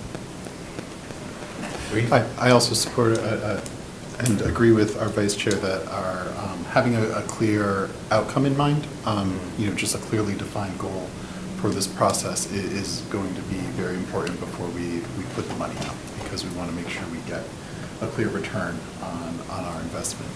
So if that, it looks like that goal is like, where do we allocate the money? How do we resolve the deficit? There are a lot of questions that go into that, obviously. But I look forward to working with you all. It was great to be here tonight. I usually work Wednesday nights, so it was very fun to be here and get to see you all in person. Paul? Yeah, so, I appreciate y'all giving us a chance to be here and really, working together towards this. I think this overall concept really codifies a lot of what we all ran on, was trying to solve the problems that we're all dealing with and things that we see. And as Nadia pointed out, bringing our own strategies kind of together. And I think I've heard that as an overarching theme amongst all town councilors tonight. And really gives us an opportunity to provide a tangible outcome for all that collaboration and an environment for us to do so. I know I think I've had an opportunity to speak to just about every one of you at some point in time. I've seen y'all at school committee meetings. I know I watch y'all's meetings consistently. And, I really look forward to the opportunity to be able to build on that and really working together. When it comes to the timeline, I do think that, I understand the desire to really get going quickly. I would want to make sure that, as has been pointed out, let's make sure we know what the plan is. Have a very clear set of goals, walk through that discussion, and especially on the front end. And if it is taking us, the final outcome, it doesn't mean that we're not going to be doing things, we're not going to be discussing and working up until the end of this year. But I think if we look at that as an opportunity to close out what we've done, looking at that, essentially it's 12 months from when we all took our positions. We have had the opportunity to really look and see what we've got going on. And that's right in the window of when we start talking about what's coming. Right, so school committee, that's when we start doing our budget. We're gonna get a lot of that running through. Y'all are closing out a lot of budget items, but then also already starting to plan for the next year. And then the bigger ideas, that is really a busy window of time. And I think it's a great way to kind of lean in, working together, making sure that we're all aligned as much as possible across that entire process, hearing all the different voices clearly, and I think giving everyone that opportunity, and being able to make sure that we can kind of quickly turn around and implement it. The timeline to actually get it started might take longer, but if we have things ready to go where we're all really well aligned, especially when we get into that next budget season where we are slightly offset, I think that is a great opportunity for us to quickly show what that outcome is going to be and that we had that opportunity to work together. So I think it's a good idea and look forward to being able to work with you all on it. Thanks, Paul. I appreciate that too. So I totally am on board with this too. I mean, I've been saying it for a few years now that I don't know how to get together. I mean, I don't know how we can do it. I mean, you probably guys have heard me many times that anybody know how to do, I don't know how to do it, so you might need to call somebody in. But this was a great night. I appreciate it. This was really awesome that we all came together and we all worked together. I kind of feel your way, Councilman Malloy, a little bit. I know the end of the year is the end of the year. I wish it was a little faster, but this is the way it goes. And I agree with you, Paul, though, once we have everything in line and then we can steam forward, in a fast pace. But yeah, I'd like to take a look at it because the wheels are just spinning and we're going nowhere. So hopefully some guy can come in here and say, wow, boy, oh boy. And then we'll go, okay, let's go. That's what I'm hoping for. But anyway, yeah, I agree. And again, I really do thank all of you guys for coming tonight. That was awesome. So, Mr. Chairman, so there is a vote to issue the RFI, and then the second piece is, which just, I know this is technical, but it's, the council issues it for the procurement office, and our procurement official works very closely with the school department and Jana. The other, if the school committee wants to take a ceremonial vote, I think that's great too. If they do that, that's up to them. I will reference the town council school committee thing. Julie and I will make that change. I do agree that the structural budget deficit should probably be referenced in here. I just did a search. It's not. So if you guys are comfortable with that, I will throw that in here because I do think that has probably been an epicenter of the issue that a lot of people are talking about. And I'll reference to Councilor Marangella's point, being clear in their proposals. What would be the ratio of public input versus, elected official input.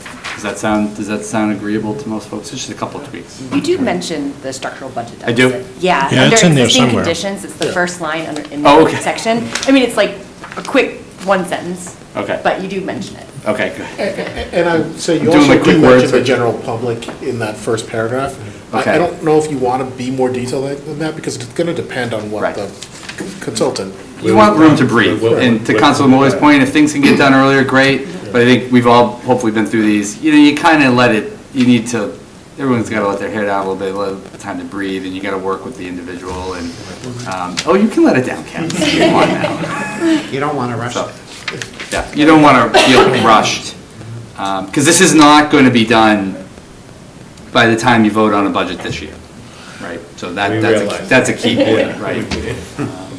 I'll make a comment, Yeah. please. Oh, yeah. Just thinking too, it does reference the structural deficit. It does reference community input through some of the existing ways we've done it. I think any consultant that comes in, I would hope, does their homework on Franklin prior to coming, so it would be telling to see what they propose and what they say. When you do a job interview and you interview someone and they start speaking about the company they're interviewing for, you're like, oh, they did their homework here, they did a little bit of work to understand us, so that might be information that could be valuable for evaluation purposes too, I think, to reference it, but then it'll make them do their homework to come in and prepare something. It was just a thought I had.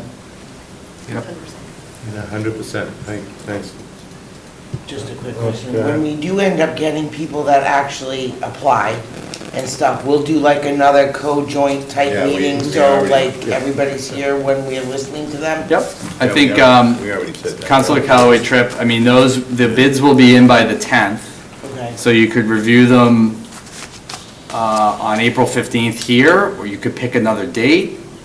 I will be away for a short time, but you could do the May meeting before the budget. But I think the longer you wait, obviously, into May and June, then you're running up against, then you're really starting to think that this will get done by the end of the year. So I guess I'd ask you guys, do you want to do this at the April 15th meeting when the council already has a booked date, or do you want us to poll everybody to see if there's another date that's on the Well, we calendar? have a book date, but we don't have an agenda yet, right?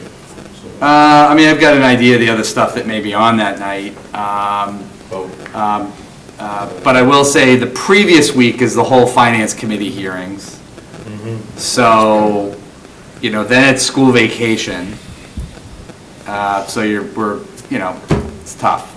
I mean, we're starting to, I don't think anybody wants to wait till June, but, I think, Will we already have people that apply by April 15th? Is that- April 10th will be the deadline. Yeah. So you can review them on the April 15th meeting, which will at least allow over the school vacation holiday for us to get the, the pricing back. What if we have the school committee host? We could. Yeah. Reverse the rules a little bit. We do have built-in catering, so that's one option. What's Is that your, cookie catering? That's why you don't mind 4-hour meetings, because you eat cookies all night. right, because I knew there was a reason. so you could do April 14th if all of you can make the school committee meeting, because I know they have a meeting on the 14th. Because we won't have bids back till April 10th, so you can't do earlier than that. You're on vacation that week? I am, but I'll attend the town council meeting and the budget meeting, but that's 2 meetings that week on vacation. Point of information, it can also be virtual, like from our perspective. Like I understand it says a lot, but if it's getting together for a Well, discussion, Jamie- we can easily promote. But Jamie, we can change the agenda for April 15th. We don't have to put everything that we got on there. That's right. Yeah, so we'll just switch it up. Keep it that way. That's all. If, sorry, question. Yeah. If the problem with the 14th is that Gene is unavailable, and I know he's planning to attend, but wouldn't it just make sense to have it? I mean, if we know how you're feeling, or, you know, how to say this, I feel like we should not ask every time for the school committee to attend an extra meeting. And if, you know, the problem is that Gene is already attending meetings on his vacation, you know, maybe it's our turn to let someone sit it out. You know, I mean, that's just my thought, is let them host one where we attend. I thought it was a really wonderful idea that we handed over to them instead of asking them to attend 2 meetings in a row, back to back, even if it inconveniences one or more of us. The joint budget subcommittee meeting is also on the 16th, so it would be I'm three. sorry. It would be so- 3 meetings. Right. So he'll have 3 meetings. That's what I'm saying. I've already If he's doing on the 2 joint committee. meetings on my It's a great birthday. week to go on. We would as well. There's a May 12th Yes, school there's- committee meeting as well. I mean, it's a little we bit had longer, all but it is three. after Right. vacations. Right. Like, you could do May 12th. I mean, it's a little longer, but, you know, I think to Councilor Griffith's point, if you're trying to move it to a school committee meeting, I mean, everybody's got to be a little flexible here to cross-pollinate, right? And so you want to get it right. I think you want everybody's input. I don't think we want to leave a lot of people out. And so the May 12th meeting is a school, I'm just looking at the overall calendar. Yeah. You know, it's a little longer to wait, but, you know, if it makes it more inclusive and it makes it so that people can go to a school committee meeting, but then all 9 of you are going to have to make sure you're available on May 12th. I mean, I'm good with that, May 12th is Yeah. fine by me, yeah. Max, Jane, Good. Steve? I don't know. I have It to should check. be, Honestly, I that- don't That know. May 12th is a Don't school know. committee meeting? Yeah, Okay, I couldn't even ride because I don't have a car. yeah, you might by then. I think we can help you with that. It's like karate, so I ain't getting out Gotta of fix there. that car. We'll fix that. But I can absolutely be there. And I like it later because we're gonna have to have time to look at all the information. That's what I was kind of Yeah. thinking. It is correct. You know, we Yeah. would be able to get the proposals out in a Google Drive to everybody. They can review them.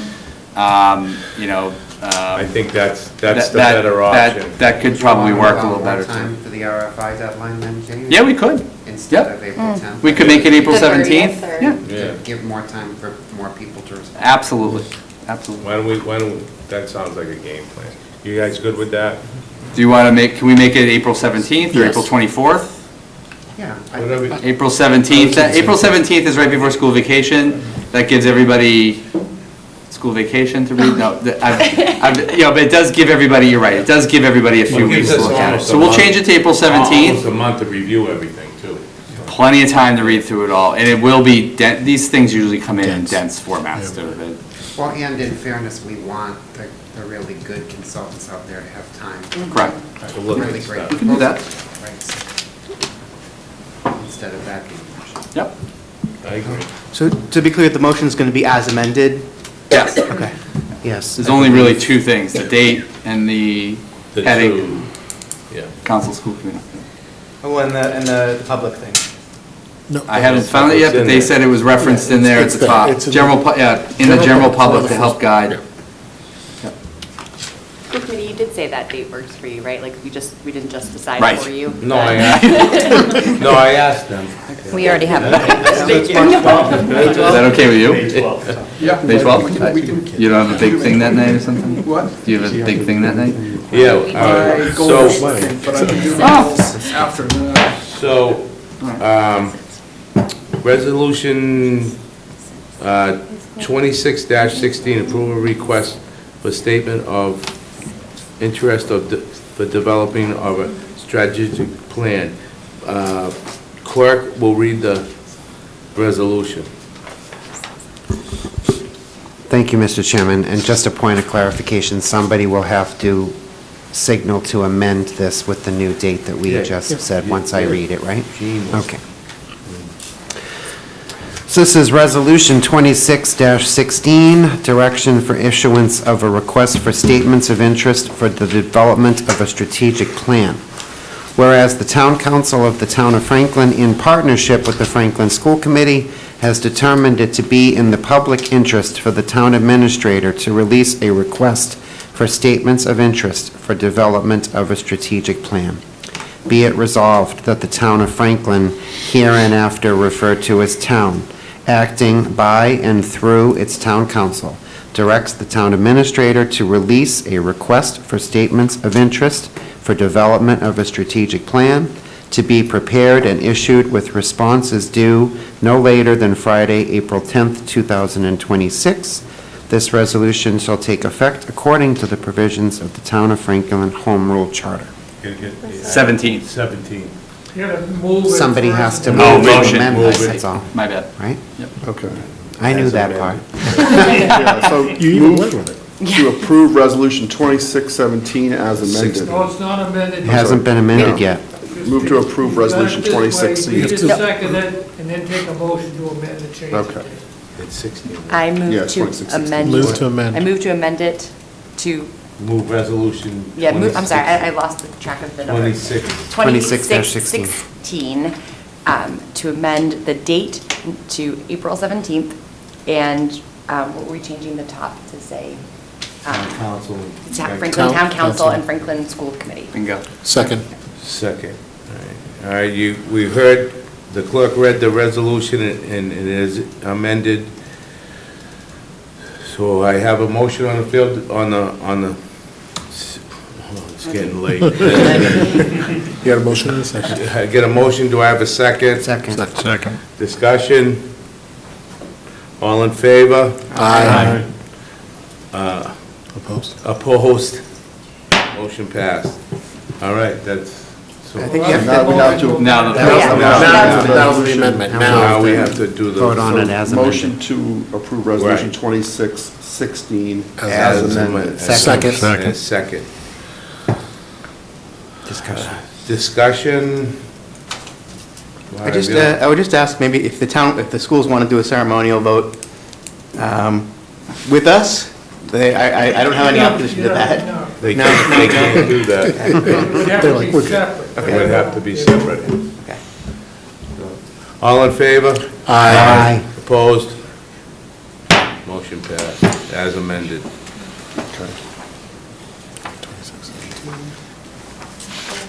Good?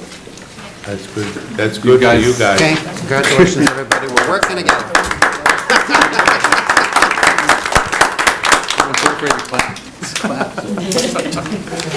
May 12th. It feels good. Everything will come back, and it'll give us almost a month to read everything. Chairman DeLorgo, if we just do a quick motion to adjourn while we have the mics? Sure. Wonderful. For the Franklin School Committee, I'd like to entertain a motion to adjourn. Second. All those in favor, signify by saying aye. Aye. Opposed? Motion carries. Thank you. Thanks, guys. Please come to future meetings. Please. Makes it far more interesting. All right, let's, As long as they bring cookies. As long as you bring cookies, yeah.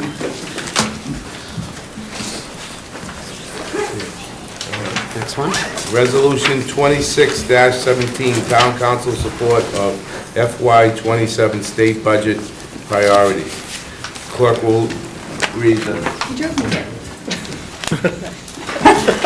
Thank you, Mr. Chairman. This is Resolution 26-17, the Town Council support of the FY '27 state budget priorities for the Town of Franklin.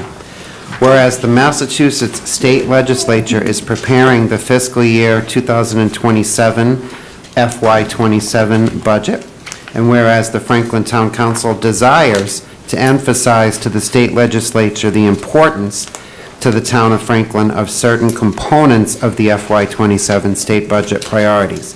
Now therefore be it resolved by the Town Council of the Town of Franklin that, number one, the Town Council hereby supports the FY '27 state budget priorities as follows. Priority 1, local aid, UGGA, and Chapter 70. Letter B, priority number 2, full funding of Student Opportunity Act, or SOA, and funding of minimum aid increases at $150 per pupil. Letter C, priority number 3, Group Insurance Commission, otherwise known as GIC, funding.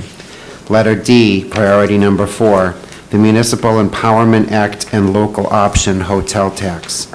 And item number 2, the Town Council directs the Town Administrator to prepare and transmit a letter together with a copy of this resolution to the Massachusetts State Legislature, communicating the Franklin Town Council's support of the FY27 state budget priorities for the town of Franklin. This resolution shall take effect according to the provisions of the Town of Franklin Home Rule Charter. Make a motion to approve Resolution 2617. Second. Have a motion and a second. Discussion? Go ahead, Max. No, I was just hopeful that we would, some of these resolutions with regard to the state budget, we could, I mean, I know they're probably tired, but we could have had the school committee to join us for those as well, but maybe just for future things. Just through you, Mr. Chairman, they've written other letters. Actually, Lucas and I talked about this. We both wrote this letter here, but then I think they did another one on both of these issues. I think they just did them a few weeks ago or something like that. So they've weighed in on very similar issues. Thank you. Okay, any other discussion? All in favor? Aye. Opposed? Motion passed. Moving on. Ready? We're flying through, Mr. Chairman. Resolution 26-18, Town Council support for H4297, an act relative to the Lowell Mason Act to mandate a percentage of Chapter 70 funds for art education programs. Clerk will read the resolution. Thank you, Mr. Chairman. This is Resolution 26-18, the Town Council support for pending legislation, House 4297, an act relative to the Lowell Mason Act to mandate a percentage of Chapter 70 funds for arts education programming. Whereas the Massachusetts State Legislature has pending before it House Bill 4297, entitled An Act Relative to the Lowell Mason Act to mandate a percentage of Chapter 70 funds for art education programs, and whereas the members of the Franklin Town Council have examined the proposed legislation and believe the provisions of the proposed legislation to be in the public interest and to support a well-rounded education for children. Now therefore be it resolved that the Town Council of the Town of Franklin hereby adopts this resolution, evidencing its support of an act relative to the Lowell Mason Act to mandate a percentage of Chapter 70 funds for arts education programs, and directs the town administrator to prepare and transmit a letter, together with a copy of this resolution, to the Massachusetts State Legislature, communicating the Franklin Town Council support for the pending legislation. This resolution shall take effect according to the provisions of the Town of Franklin Home Rule Charter. I move to approve Resolution 2618. Second. Have a motion and a second. Discussion? Just a reminder to sign the letter after the meeting. Yeah. We're signing it right now. You're going around. I have two things.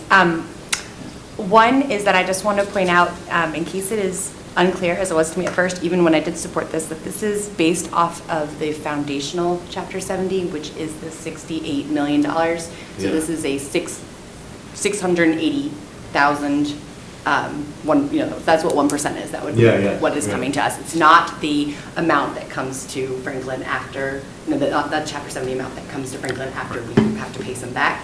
So this is the higher amount that the 1% is being based off of, which I just think it's really critical that we know that this is a really good thing. Yeah, good to know. Also, I think we should send this to everybody in the Ways and Means Committee, not just the, not just our two representatives. So do I need to make an amendment for that, or can we just copy them? We can just copy them. What we will, well, you got a couple choices. We can add their name in and write it under there to the, well, you're really talking House Ways and Means and Senate Ways and Means. Yeah. Or we can do a cover letter and just send those 30 or so lawmakers the letter as well. But we can amend it to put Senate Ways and Means and House Ways and Means under the CC list. Okay. We'll just have to go upstairs when we're done to reprint out a sheet to send back around to everybody to sign that. Okay. Which isn't a big deal. Okay. It's just, everybody's gonna have to stick around for a little while longer after we close the meeting to sign that letter. How do you, no, that's the other one, that's the one. So you make, she makes a motion to amend. Yeah, Oh, I so see. I make a motion to amend to include the House and Senate Ways and Means Committees on a copy on this letter. Yep. Seconded. Okay. Discussion on the amendment? Discussion on the amendment. Not that, okay. All in favor as a resolution? Sorry. Of the No, wait. amendment. Yeah, on the amendment. Of the amendment. What's the benefit of sending it to the Ways and Means Committee? They're the ones who are voting on it. So, Yeah, no, I understand, but I guess, wouldn't they, I'm not opposed to it, so it's fine, it's fine. I will say I'm that the just- school committee has already heard back from members on the Ways and Means Committees when they sent out theirs. So people were saying, thank you for letting them know. voicing your Okay, support. in that So- case, that's helpful.